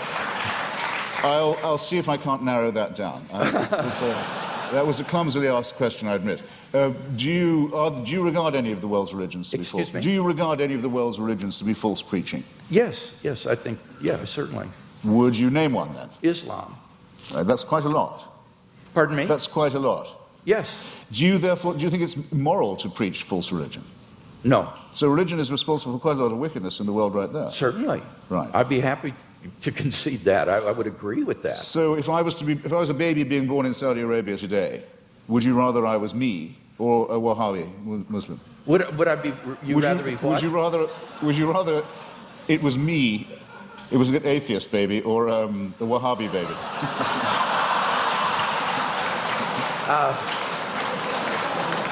I don't have any preference as to whether you would. You do. As bad as that. Okay. Are there any? Sorry, I've only got a few seconds. It's a serious question. I shouldn't squander it. Are there any Christian denominations you regard as false? Certainly. Could I know what they are? Well, I'm not a Calvinist, for example. I think that certain tenets of Reformed theology are incorrect. I would be more in the Wesleyan camp myself. But these are differences among brethren. These are not differences on which we need to put one another in some sort of a cage. So within the Christian camp, there's a large diversity of perspectives.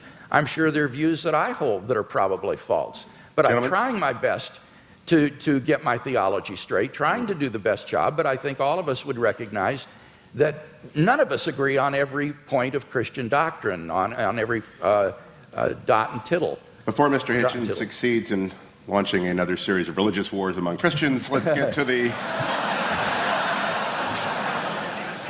the responses. 7 minutes are each. Dr. Craig, it is your 7 minutes. Okay.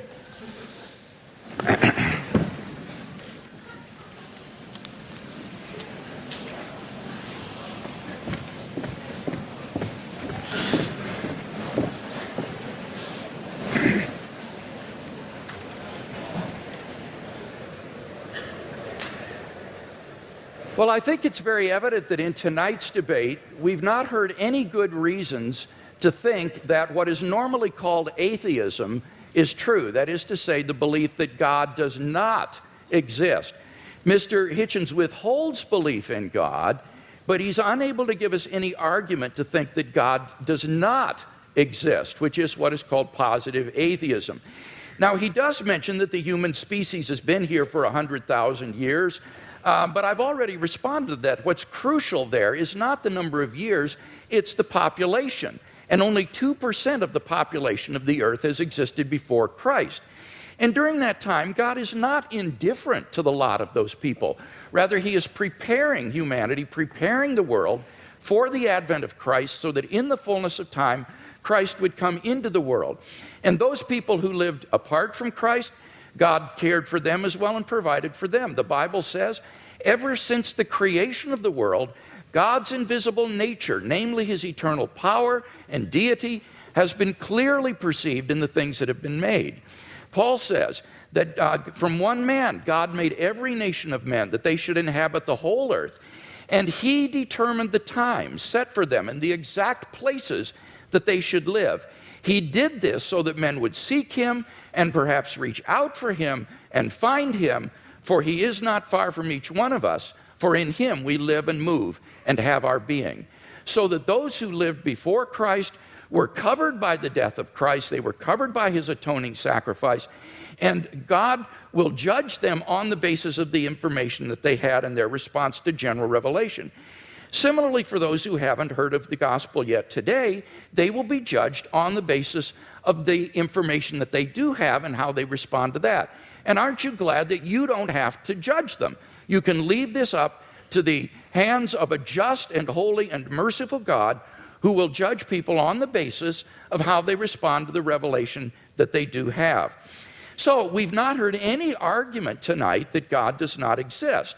Now, by contrast, I've given 5 arguments to show that Christian theism is true. First, we saw the cosmological argument. Mr. Hitchens has not disagreed with either of the premises of this argument, and so we have good grounds for believing there's a personal creator of the universe. As for the teleological argument, again, he didn't respond to what I said in my last speech with respect to the fine-tuning being well established in science, and that the fact that we're going toward nothingness, as he puts it, is an atheistic assumption, not a Christian assumption, and therefore doesn't do anything to disprove design. Now, what about the moral argument? Here he says that you have to prove that people would behave better if they believed in God. That's not the argument. I hope that's clear to everyone. The argument is that without God as a transcendent foundation for moral values, we're simply lost in sociocultural relativism. Who are you to judge that the Nazi ethic was wrong? Who are you to judge that the ethic of ancient Hinduism was wrong? Who are you to judge that the Afrikaner apartheid is wrong? This is all just the result of sociocultural evolution, and there is no transcendent objective standard apart from God, and that's what God delivers for us. Now, Mr. Hitchens says, name one moral action that an unbeliever could not take. Well, that's trivially easy. If God exists, there are all kinds of moral duties that we have that the unbeliever could not recognize.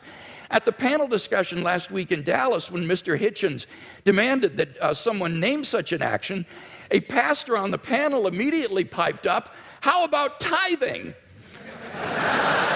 Well, leave it to a pastor to think of that, but clearly that's an action that only a believer would take. Even more fundamentally, what about the first and greatest commandment? You shall love the Lord your God with all your heart, with all your strength, with all your mind. That is an action that only a believer can take. No unbeliever can discharge even this most fundamental of moral duties. But in any case, all of this is beside the point with respect to the moral argument. The point is that on atheism, there are no moral obligations for anybody to fulfill. In nature, whatever is right, and Mr. Hitchens is unable to provide any sort of objective foundation for moral values. Massimo Pigliucci is a philosopher of biology. This is what he has to say. He says, on atheism, there is no such thing as objective morality. Morality in human cultures has evolved, and what is moral for you might not be moral for the guy next door, and certainly is not moral for the guy across the ocean. And what makes you think that your personal morality is the one and everybody else is wrong? What we call homicide or rape, he said, is very, very common among different kinds of animals. Lions, for example, commit infanticide on a regular basis. Now, are these kinds of acts to be condoned? I don't even know what that means because the lion doesn't understand what morality is. Morality, he says, is an invention of human beings. It's just a convention that human beings have adopted to live together, but it has no objectivity. And that's what I offer Mr. Hitchens tonight, is a solid, transcendent foundation for the moral values that I think he so desperately wants to affirm. What about the resurrection of Jesus? Here he misunderstood N.T. Wright's argument. N.T. Wright's argument is not that the success of Christianity means that it's true. That would apply to Islam and Mormonism. Rather, N.T. Wright's argument is that the origin of the disciples' belief that God had raised Jesus from the dead is so un-Jewish, it is so uncharacteristic, that you have to explain what would bring them to adopt so radical a mutation of Jewish belief as belief in a dying Messiah and a rising Messiah. And he says the only thing he can think of that would explain this is the empty tomb and the post-mortem appearances of Jesus. And that's why Wright concludes that these have a certainty that is comparable to the fall of Jerusalem in AD 70. So you've got to get the argument right if you're going to deal with it. And in fact, I think the only explanation of these facts is the one the disciples gave, that God raised Jesus from the dead. Finally, the immediate experience of God has remained untouched. God is real to me, and unless I'm delusional, I'm perfectly within my rational rights to believe in God on the basis of this experience, just as I believe in the reality of the external world or the reality of the past on the basis of my experience. So I think in sum we've got 5 good reasons for believing that Christianity is true, no reason to think atheism is true, and therefore I think Christianity is clearly the more rational worldview.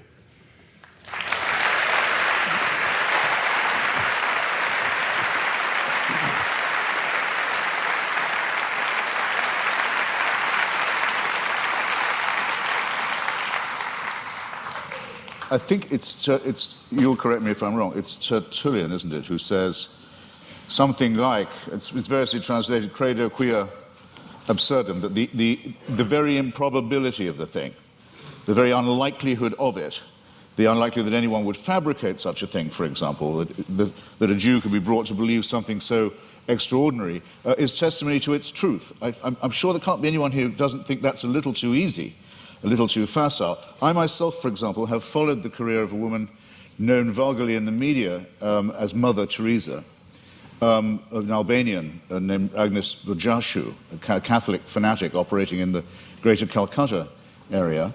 And I watched every stage of her career as a candidate for, and then the recipient of, beatification and shortly canonization. The canonization will require, and as the Vatican demands, the attestation of a miracle performed by her posthumous intercession. And the miracle's already been announced. A woman in Bengal, fortunately already a devout Catholic, by pressing a medal of Mother Teresa to her stomach, made a tumor go away, or so she says. All the witnesses to this have since recanted.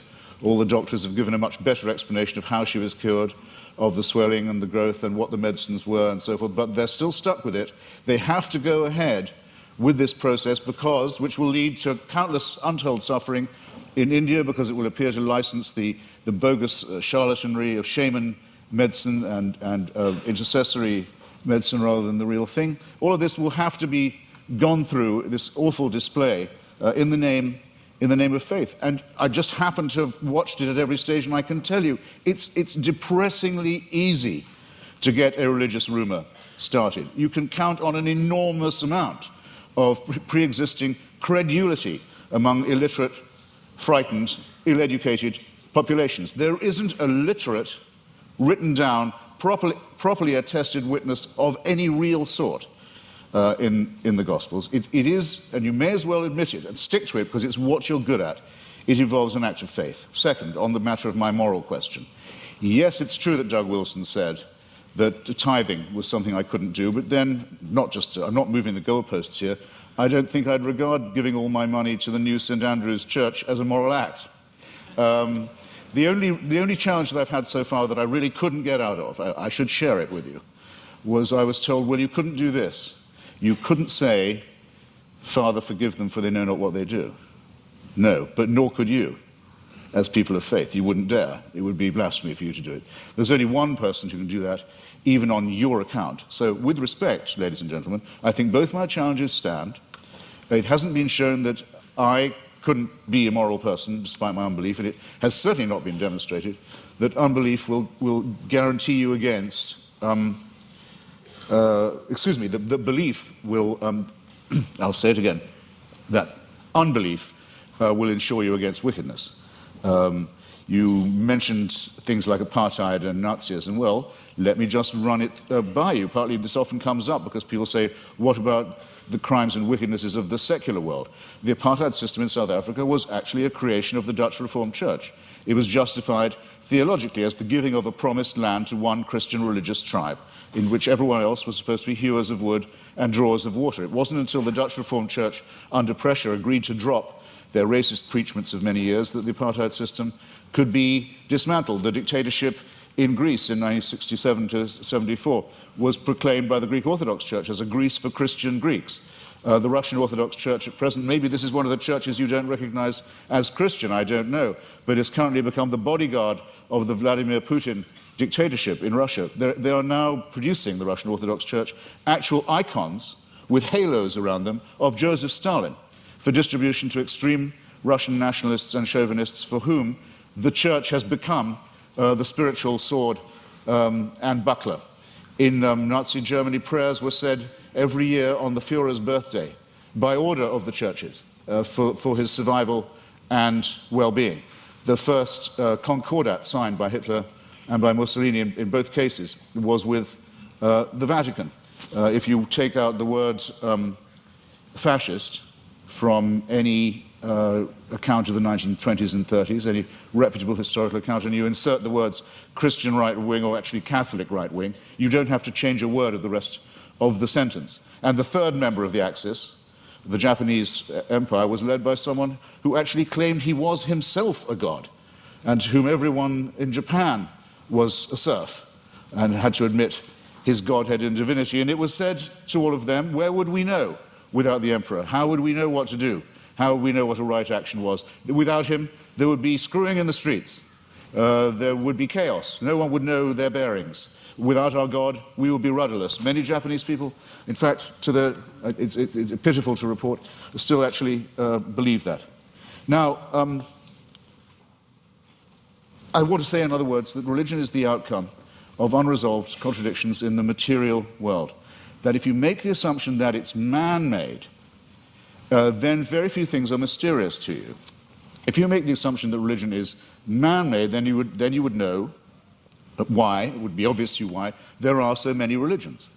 When you make the assumption that it's man-made, you will understand why it is that religion has been such a disappointment to our species, that despite innumerable revivals, innumerable attempts again to preach the truth, innumerable attempts to convert the heathen, innumerable attempts to send missionaries all around the world, that the same problems remain with us, that nothing is resolved by this, that if all religions died out, or all were admitted to be false, instead of, as all believers will tell you, only some of them are false. In other words, we're faced with the preposterous proposition that religion are either all of them true, or none of them true, or only one exclusive preachment is true. And none of these seem to me coherent, and all of these seem to be the outcome of a man-made cult. Assume that all of them were discredited at the same time, all of our problems would be exactly what they are now. How do we live with one another? Where indeed do morals and ethics come from? What are our duties to one another? How shall we build the just city?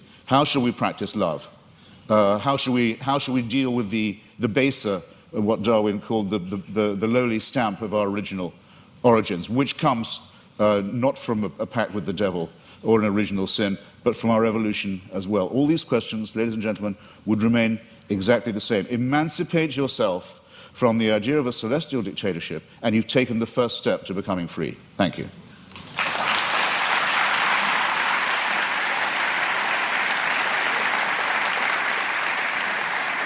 Dr. Craig, your closing argument, 5 minutes.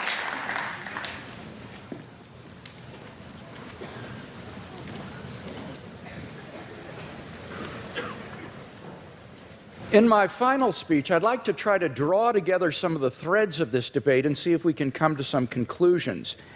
First, have we seen any good arguments tonight to think that God does not exist? No, I don't think we have. We've heard attacks upon religion, Christianity impugned, God impugned, Mother Teresa impugned, but we haven't heard any arguments that God does not exist. Mr. Hitchens seems to fail to recognize that atheism is itself a worldview, and it claims alone to be true, and all the other religions of the world false. It is no more tolerant than Christianity with respect to these other views. He asserts that he alone has the true worldview, atheism. The only problem is he doesn't have any arguments for this worldview. He just asserts it. So it seems to me that if you're going to have a worldview and champion it tonight, you've got to come to a debate prepared to give some arguments, and we haven't heard any. He did have an argument about evolution, but when I explained that, it actually turned out to be supportive of theism. Evolution actually provides evidence for the existence of a designer of the universe. So we've not heard any good arguments to think that atheism is true. Now, I presented 5 reasons to think that theism is true. And this is what God, or the God hypothesis, does give you. He asks, what does it give us? It explains a broad range of human experience, philosophical, ethical, scientific, historical, experiential. I find the attraction of the God hypothesis is that it is so powerful in making sense of the way the world is. For example, the God hypothesis explains the origin of the universe. Mr. Hitchens has completely dropped this point in tonight's debate when we saw that, in fact, scientific and philosophical evidence points to a beginning of the universe out of nothing, and therefore to a transcendent personal creator of the cosmos. The teleological argument, the fine-tuning that is established in the initial conditions of the universe, not to speak of in the biological complexity that then ensued. And again, Mr. Hitchens has dropped that in the course of the debate tonight. So we have a creator and an intelligent designer of the cosmos. Thirdly, the moral argument. We saw that without God, there are no objective moral values. And here Mr. Hitchens has consistently distorted the argument. He's portrayed the argument as, how would we know moral values if we didn't believe in God? We don't need to believe in a tyrant in order to find moral values. Unbelief doesn't produce wickedness. That is all irrelevant. The point is that there is no foundation on a naturalistic worldview for the moral values and duties that we both want to affirm. And he agrees with that. This is what he says, and I quote. He says, our innate predisposition to both good and wicked behavior is precisely what one would expect to find of a recently evolved species that is half a chromosome away from chimpanzees, primate, and elephant, and even pig societies show considerable evidence of care for others, parent-child bonding, solidarity in the face of danger, and so on. As Darwin put it, any animal whatever endowed with well-marked social instincts would inevitably acquire a moral sense or conscience as soon as its intellectual powers had become as well developed as in man. That is the sociobiological explanation of morality. The problem is that moral sense that develops in pig societies, chimpanzees, baboons, and Homo sapiens is illusory on atheism, because there are no objective moral duties or values that we have to fulfill, and that's what the theist can offer Mr. Hitchens. And so I want to invite Mr. Hitchens to think about becoming a Christian tonight.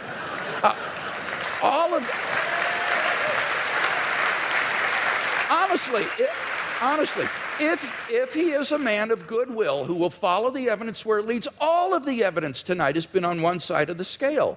And he wants to affirm objective moral values, so why not adopt theism? The resurrection of Jesus has gone unrefuted. The argument is not that it's too improbable to be false. The argument is that you need a historically sufficient explanation to explain why the disciples came to believe this. And there isn't one apart from the empty tomb and appearances. It's not a matter of rumor because the empty tomb was public knowledge in Jerusalem. It would be impossible for Christianity to flourish in Jerusalem in the face of an occupied tomb. Finally, the immediate experience of God. If there's anybody watching or listening to the debate tonight who hasn't found God in a personal experiential way, then I want to invite you as well to think about becoming a Christian. I became a Christian as a junior in high school, and it changed my entire life. And I believe that if you'll look into it honestly with an open mind and an open heart, that it can change your life as well.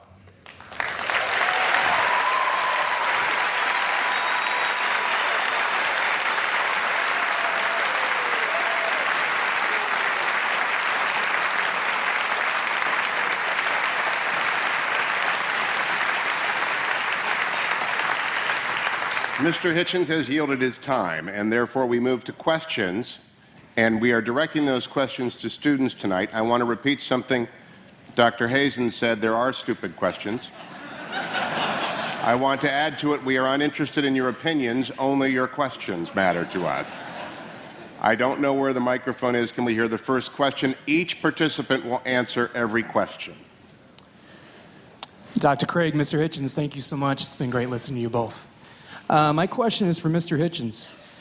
Mr. Hitchens, in your book, God is Not Great, you say that, quote, there are 4 irreducible objections to religious faith, end quote. The third being that religious faith, quote, is both the result and the cause of dangerous sexual repression, end quote. So here's my question for you. Is it good that the Bible prohibits humans from having sex with animals? Or is that an example of dangerous sexual repression?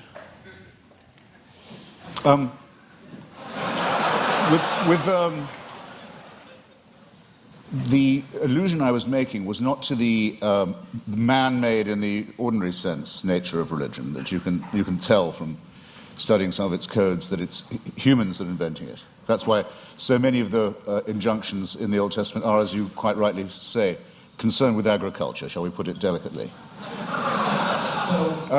But it's more that it's men-made, that it's designed to keep women in subordination. But could you answer the question? Do you think the Bible is right to prohibit humans from having sex with animals? I don't know of any good advice about having sex with animals. In favor of it, I mean to say, look, there are things that if people do, incest is one, and cannibalism is another. If you do them, you'll die out. A society that permitted it would. There were societies in New Guinea that did practice cannibalism, and there's a terrible disease that you get called kuru if you do it, and it seems to be. If you like, there are some rules that are self-enforcing. That's not what when I was talking about sexual repression, I was talking about the enormous number of prohibitions on sex between men and women, and on the evident fear of female sexuality, and the superstitious dread, for example, of female menstrual blood, things of this kind. Dr. Craig, your assessment of that question and answer.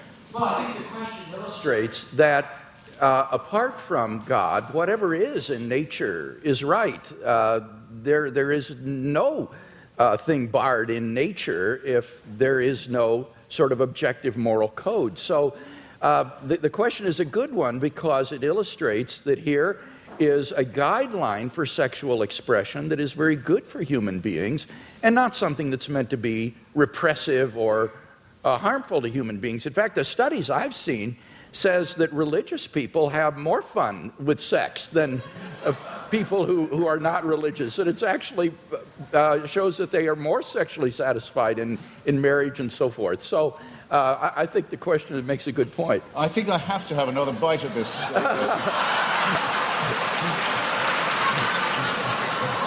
This tempting cherry. You see, if it's true that, as I think it is, that nature is pretty indifferent, pretty callous, pretty random, then who is the designer? But many people say concerning the ban on homosexuality, for example, in the Old Testament, they'll say, well, homosexuality is against God's law and it's against nature's law.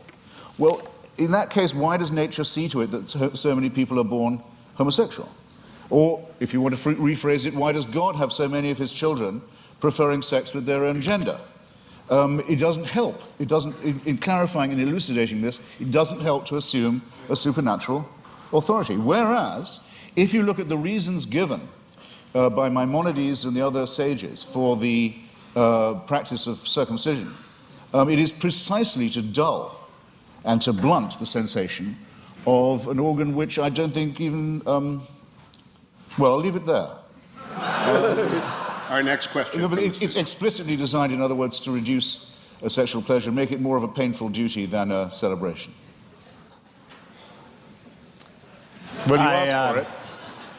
I don't want to misrepresent myself. I was a student here and graduated.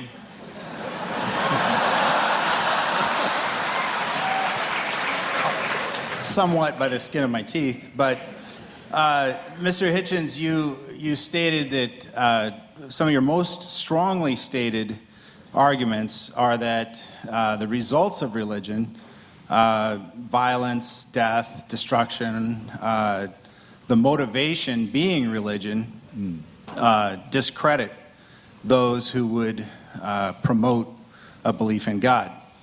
However, I think there's an imbalance there in that the nuclear bomb was created by physicists, and is the most demonstrable violence perpetrated on mankind. So I wonder how you respond to that. Well, physics isn't an ideology. Physics isn't a belief system. It's a science. Well, I think that would be subjective. I mean, you could, any more than the Marie Curie discovering radium makes her practice morally different. I mean, it's not comparing like with like. What I'm talking about are specific religious injunctions to do evil, to mutilate the genitalia of children, for example, to take the pastor, Douglas Wilson, who Dr. Craig was just mentioning, with whom I crossed swords several times this year, recently in Dallas. I happened to be mentioning to him about the commandment to exterminate the Amalekites in one of our debates, and he said that commandment is still valid. If there were any Amalekites, it would be his job to make sure that they were all put to the sword. And some of the virgins left over for slavery, purposes better imagined perhaps than described. I think this is a very serious problem. I'm not taking refuge in the commonplace that sometimes religious people behave badly, that would discredit religion. That would be a very soft option. I'm saying there are specific biblical, scriptural injunctions to do evil. Dr. Craig, in that regard, those who are announced atheists who have done evil in the world, particularly in the last 20th century, the Marxists, the Trotskyites, the Stalinists, have they done more damage in your view and more evil than the Christians? Well, this is a debate, Hugh, that I don't want to get into because I think it's irrelevant. I as a philosopher, and I mean this, am interested in the truth of these worldviews more than I'm interested in the social impact. And you cannot judge the truth of a worldview by its social impact. That's just irrelevant. Bertrand Russell, in his essay, Why I'm Not a Christian, understood this. Russell said, you cannot assess the truth of a worldview by seeing whether it's good for society or not. Now, the irony was, when Russell wrote that back in the 20s, he was trying to refute those who said that you should believe in Christianity because it's so socially beneficial to society. It was just the mirror image of Christopher Hitchens' argument, where saying you shouldn't believe in it because it's socially detrimental to human culture. But I think Russell's point cuts both ways because it's a valid point. You can't assess the truth of a worldview by arguing about its cultural and social impact. There are true ideas that may have had negative social impact, and therefore we have to deal with the truth of these, the arguments for and against them, and not get into arguments about has Marxism or Chinese communism been responsible for more deaths than theism in the 20th century. No, I completely concur with what you say there. I mean, I just wanted to say that I think that those commandments are injunctions to do evil, but I would much prefer to say that the tribe that thought it was hearing these instructions from God to kill all of its rivals, exterminate all its rivals for the Holy Land, might possibly have had, I think it's overwhelmingly probable it did have, a need to seek and claim divine approval for the war of greedy extermination, annexation, and racist conquest that it was going to undertake anyway. In other words, I don't think there was an authority issuing that commandment, whether it was morally good or otherwise, as a matter of the truth. But I would add, and I think the concession is very well worth having, that there is absolutely no proof at all that Christianity makes people behave better. Now, wait a minute, I didn't concede Even though that. that's What I irrelevant said, I to wasn't its going to argue that because it's irrelevant, but by no means did I concede that. And I do appreciate as well the way you framed the issue about the Canaanites. I think you're quite right in saying that this is not an issue about whether or not God exists. Rather, this is a question about biblical inerrancy. Did these ancient Israelites get it right in thinking that God had commanded them to do these things, or did they, in their nationalistic fervor, think God is on our side and do something which, in fact, they weren't commanded to do by God? So that this isn't an issue between atheism and theism. This is an issue about biblical inspiration and inerrancy, and that's an important issue, but it's not one that is on the floor tonight. Our next student question. Hi, my question is mainly directed at Mr. Hitchens, but Christian theism, as with all theisms that claim a revelation, say that the purpose of human existence is to serve God, and Dr. Craig might want to expound on that in some way. But Mr. Hitchens, as an atheist with no transcendent being giving you a reason for existence, what then is the best way to live life, or what is motivation for living life, or what is the purpose of your existence without a transcendent being telling you what to do? Well, I find it, you see, this is where I find it hard to accept the grammar of your question. It's as if I was only willing to concede supernatural, you want to say transcendent, I want to say supernatural, then my life would have purpose. I think that's a complete non sequitur. To me, at any rate, I'll have to just make the confession. And this is as real to me, subjectively, as any William Jamesian apprehension of the divine. I don't get your point at all. Dr. Craig, one of the written questions says, and I think it is consistent with the question from the audience, you have written that life without God is absurd, but I know unbelievers who are living fulfilling moral lives. In what way is their life absurd? Okay, let me respond to that and to the question here that was asked. I would say that the purpose of life for which God has created us is not to serve God. Remember, Jesus said, I have not called you servants, I have called you friends.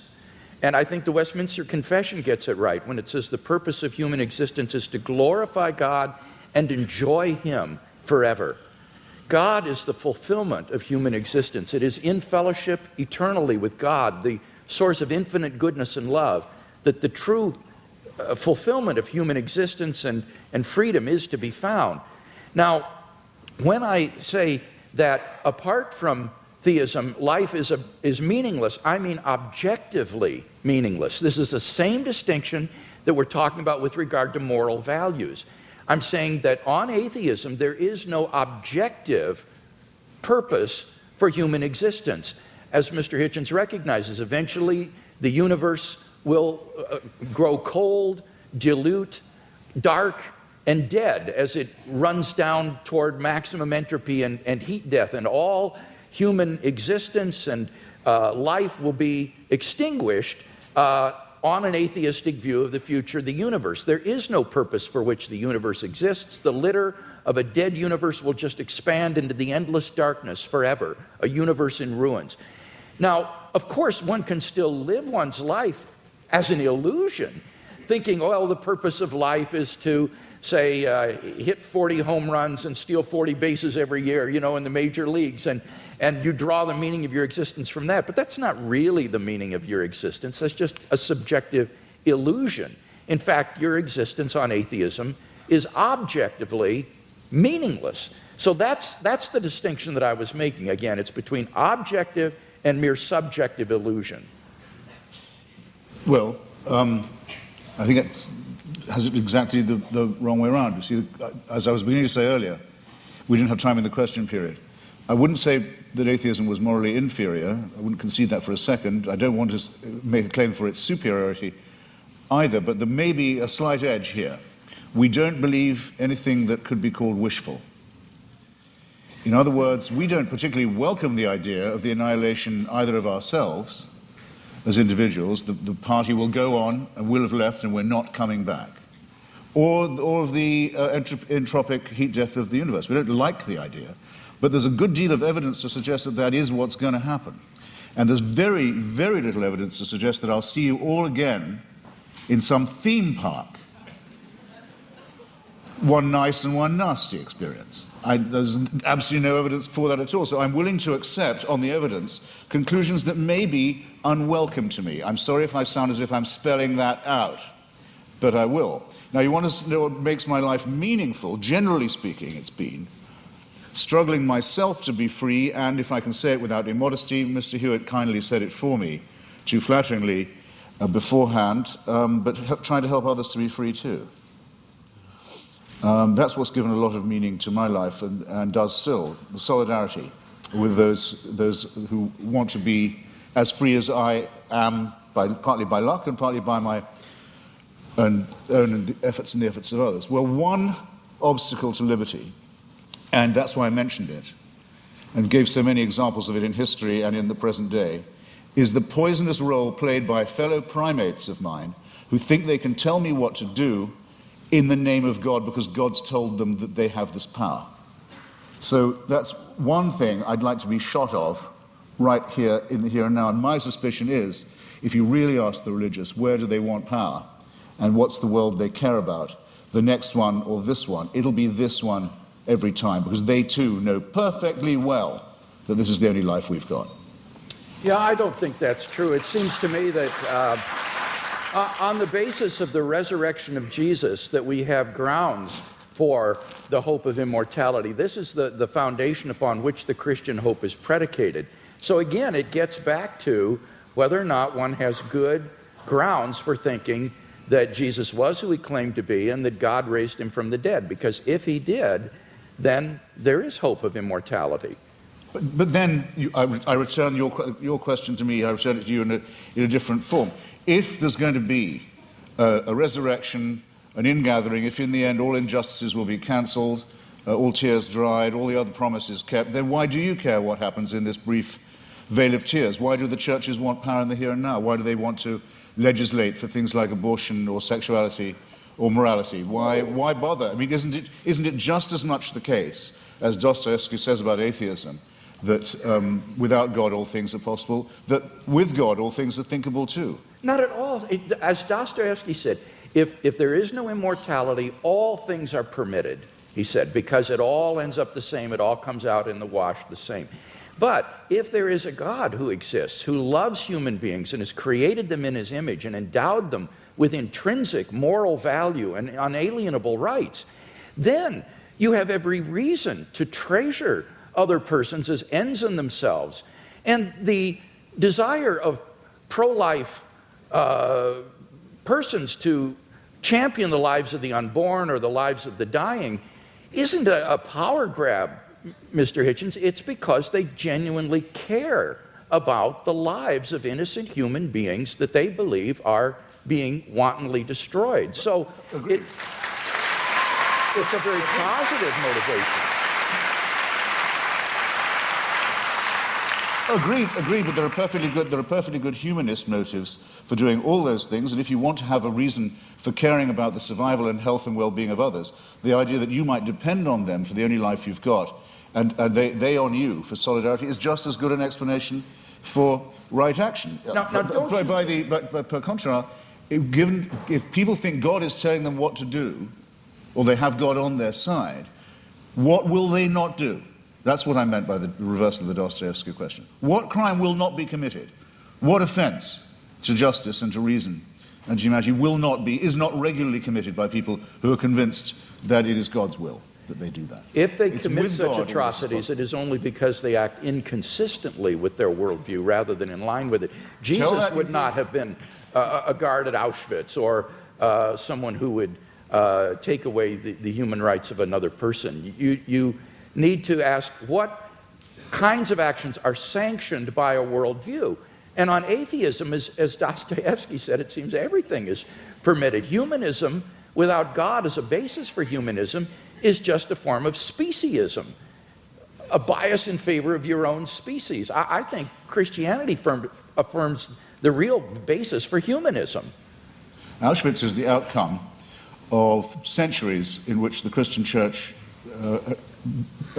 believed that the Jewish people had called for the blood of Jesus of Nazareth to be on their head for every generation.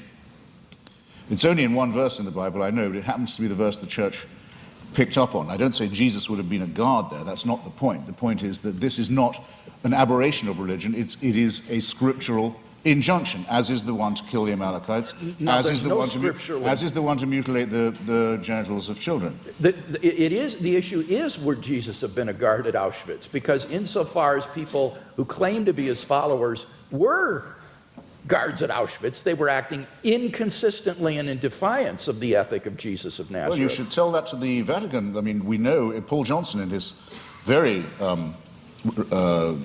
friendly history of Christianity, says that up to 50 to 60% of the Waffen-SS were practicing, confessing Catholics in good standing. No one was ever threatened with discipline by the church, with excommunication, for example, for taking part in the final solution. The only Nazi ever excommunicated by the church was Joseph Goebbels, and if you like, I'll tell you why. To the student. His wife was a divorced Protestant. He was going to tell us anyway. Excuse me, Christianity does have some standards. Next student. Hi, I'd just like to thank both of you guys for being here. And in the interest of fairness, I know I'm playing devil's advocate here, pun intended, but I think since almost all of the questions are going to be directed towards Mr. Hitchens, I think we should have one for Dr. Craig. They're all for both of us. For Dr. Craig, what do you think about Epicurus' argument that if God is omnibenevolent, omniscient, and omnipotent, if he knows about kids in Africa and that are born with like AIDS, what do you think about him suggesting, like him not intervening and him not changing that fact? Like, that's a question that I've always struggled with. So I'm just wondering, could you expand on that, and I'd also like your input on it? The problem of evil and suffering has been greatly discussed by philosophers, and I think there's been genuine progress made in this century on this problem. I think it's important to distinguish between the intellectual problem of suffering and the emotional problem of suffering. Because these are quite different from each other. In terms of the intellectual problem of suffering, I think that there you need to ask yourself, is the atheist claiming, as Epicurus did, that the existence of God is logically incompatible with the evil and suffering in the world? If that's what the atheist is claiming, then he's got to be presupposing some kind of hidden assumptions that would bring out that contradiction and make it explicit, because these statements are not explicitly contradictory. The problem is no philosopher in the history of the world has ever been able to identify what those hidden assumptions would be that would bring out the contradiction and make it explicit. On the contrary, you can actually prove that these are logically compatible with each other by adding a third proposition, namely that God has morally sufficient reasons for permitting the evil in the world. As long as that statement is even possibly true, it proves that there's no logical incompatibility between God and the suffering in the world. So the atheist would have to show that it is logically impossible for God to have morally sufficient reasons for permitting the evil and suffering in the world, and no atheist has ever been able to do that. So the logical version of this problem, I think, is widely recognized to have failed. Those atheists who still press the problem, therefore press it as a probabilistic argument. They try to say that given the evil in the world, it's improbable that God exists. Not impossible, but improbable. Well, again, the difficulty there is that the atheist has to claim that if God did exist, then it is improbable that he would permit the evil and suffering in the world. And how could the atheist possibly know that? How could the atheist know that God would not, if he existed, permit the evil and suffering in the world? Maybe he's got good reasons for it. Maybe, like in Christian theism, God's purpose for human history is to bring the maximum number of people freely into his kingdom to find salvation and eternal life. And how do we know that that wouldn't require a world that is simply suffused with natural and moral suffering? It might be that only in a world like that the maximal number of people would freely come to know God and find salvation. So the atheist would have to show that there is a possible world that's feasible for God, which God could have created, that would have just as much salvation and eternal life and knowledge of God as the actual world, but with less suffering. And how could the atheist prove such a thing? It's sheer speculation.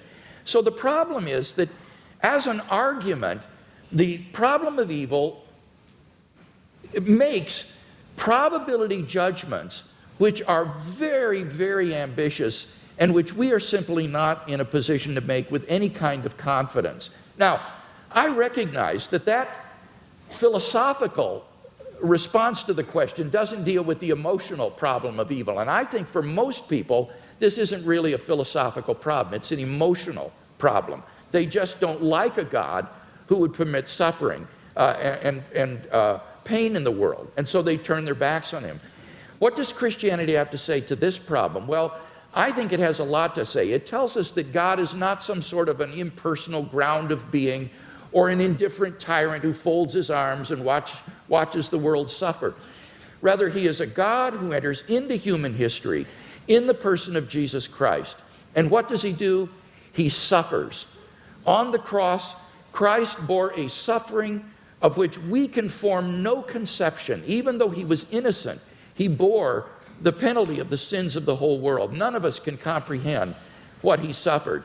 And I think when we contemplate the cross of Christ and his love for us and what he was willing to undergo for us, it puts the problem of suffering in an entirely different perspective.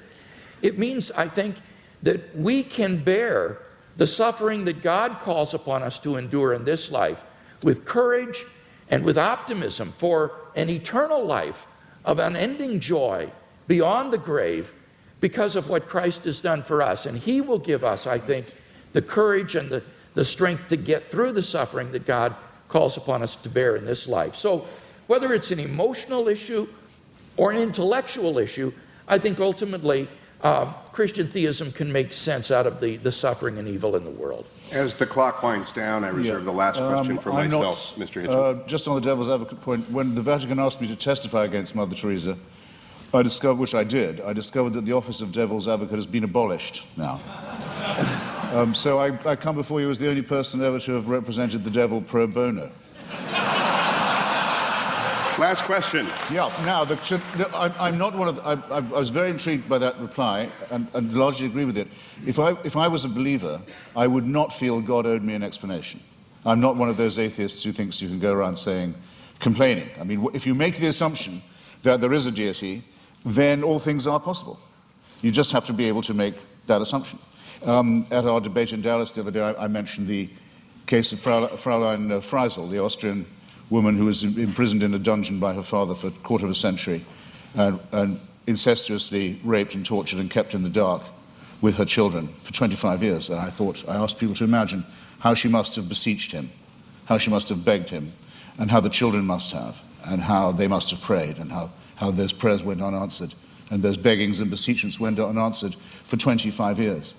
And Douglas Wilson's reply to me was, God will cancel all that, and all those tears will be dried. And I say, well, if you're capable of believing that, then obviously what that woman went through and her children went through was perfectly worthwhile.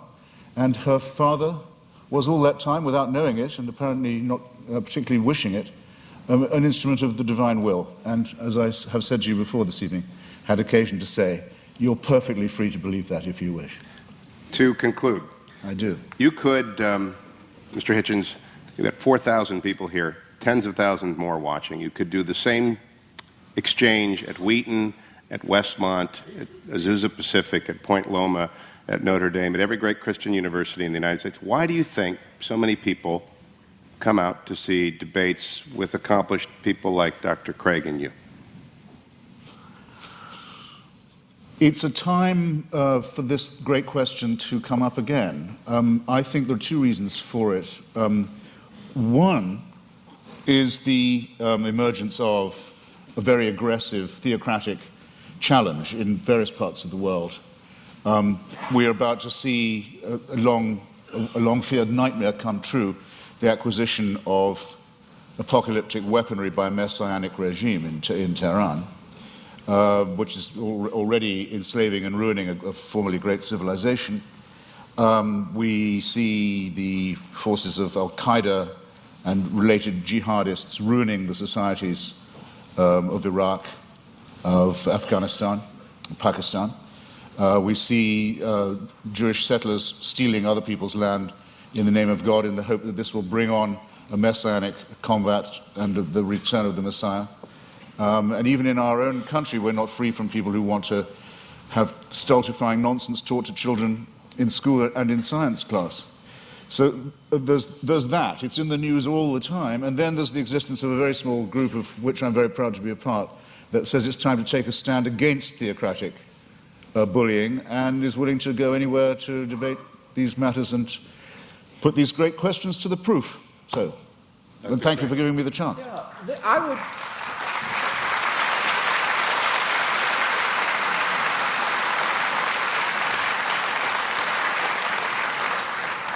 I would answer the question somewhat differently. I think that what we're seeing is the fruit of modernity. In the Enlightenment, the church and the monarchy were thrown off in the name of free thought and unshackled human inquiry. And the thought was that once mankind was freed from the shackles and bondage of religion, that this would produce a sort of humanistic utopia. And instead, I think what we've come to see is that the fruit of the naturalistic worldview is that mankind is reduced to meaninglessness, valuelessness, and purposelessness.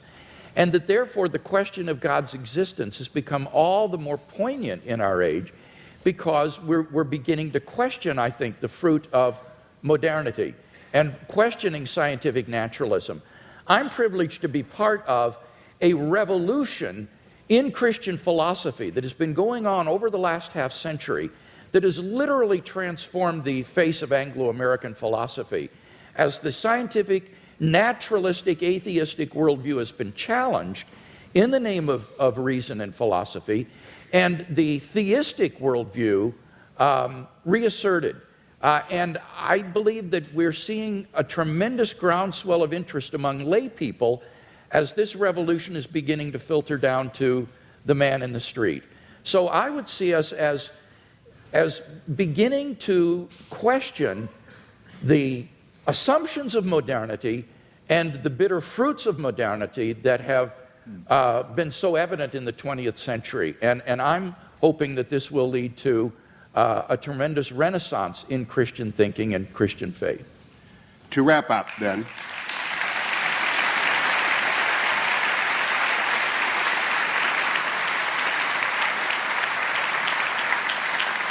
five quick observations and some instructions. Number one, no good society prohibits debates such as this one. Number two, only confident faith welcomes them. Only extraordinary universities stage them. And only very accomplished scholars and intellectuals can make them interesting and entertaining. Please join me in welcoming and thanking our panelists.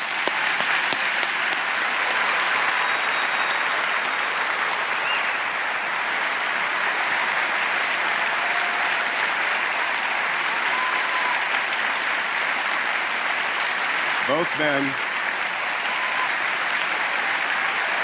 men, they did agree on one thing, which is that N.T. Wright is a very impressive man, I think Christopher Hitchens said. And therefore, to the viewing audience who might not know who N.T. Wright is, I recommend on Mr. Hitchens' strong recommendation that you get and read his books. I also want to tell you that I'm going to ask you to stay in your seats as our panelists exit stage right. There's a book signing. And I want to ask you, if you have a book, to stand in line. If you don't, please don't. And to recognize Mr. Hitchens has a 5 o'clock flight in the morning. So get your book signed. He loves to do that. But please don't ask him about his third cousin that you once met in Melbourne. Just let them get to talk to the book. So, gentlemen, I'm going to let you enter stage left here, and I'll hold them for a second. Thank you very much. Stay there so they can get around back.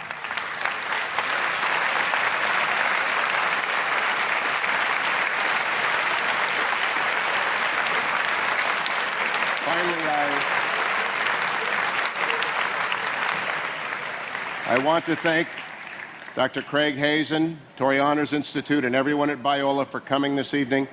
Have a safe, productive trip home. Good night.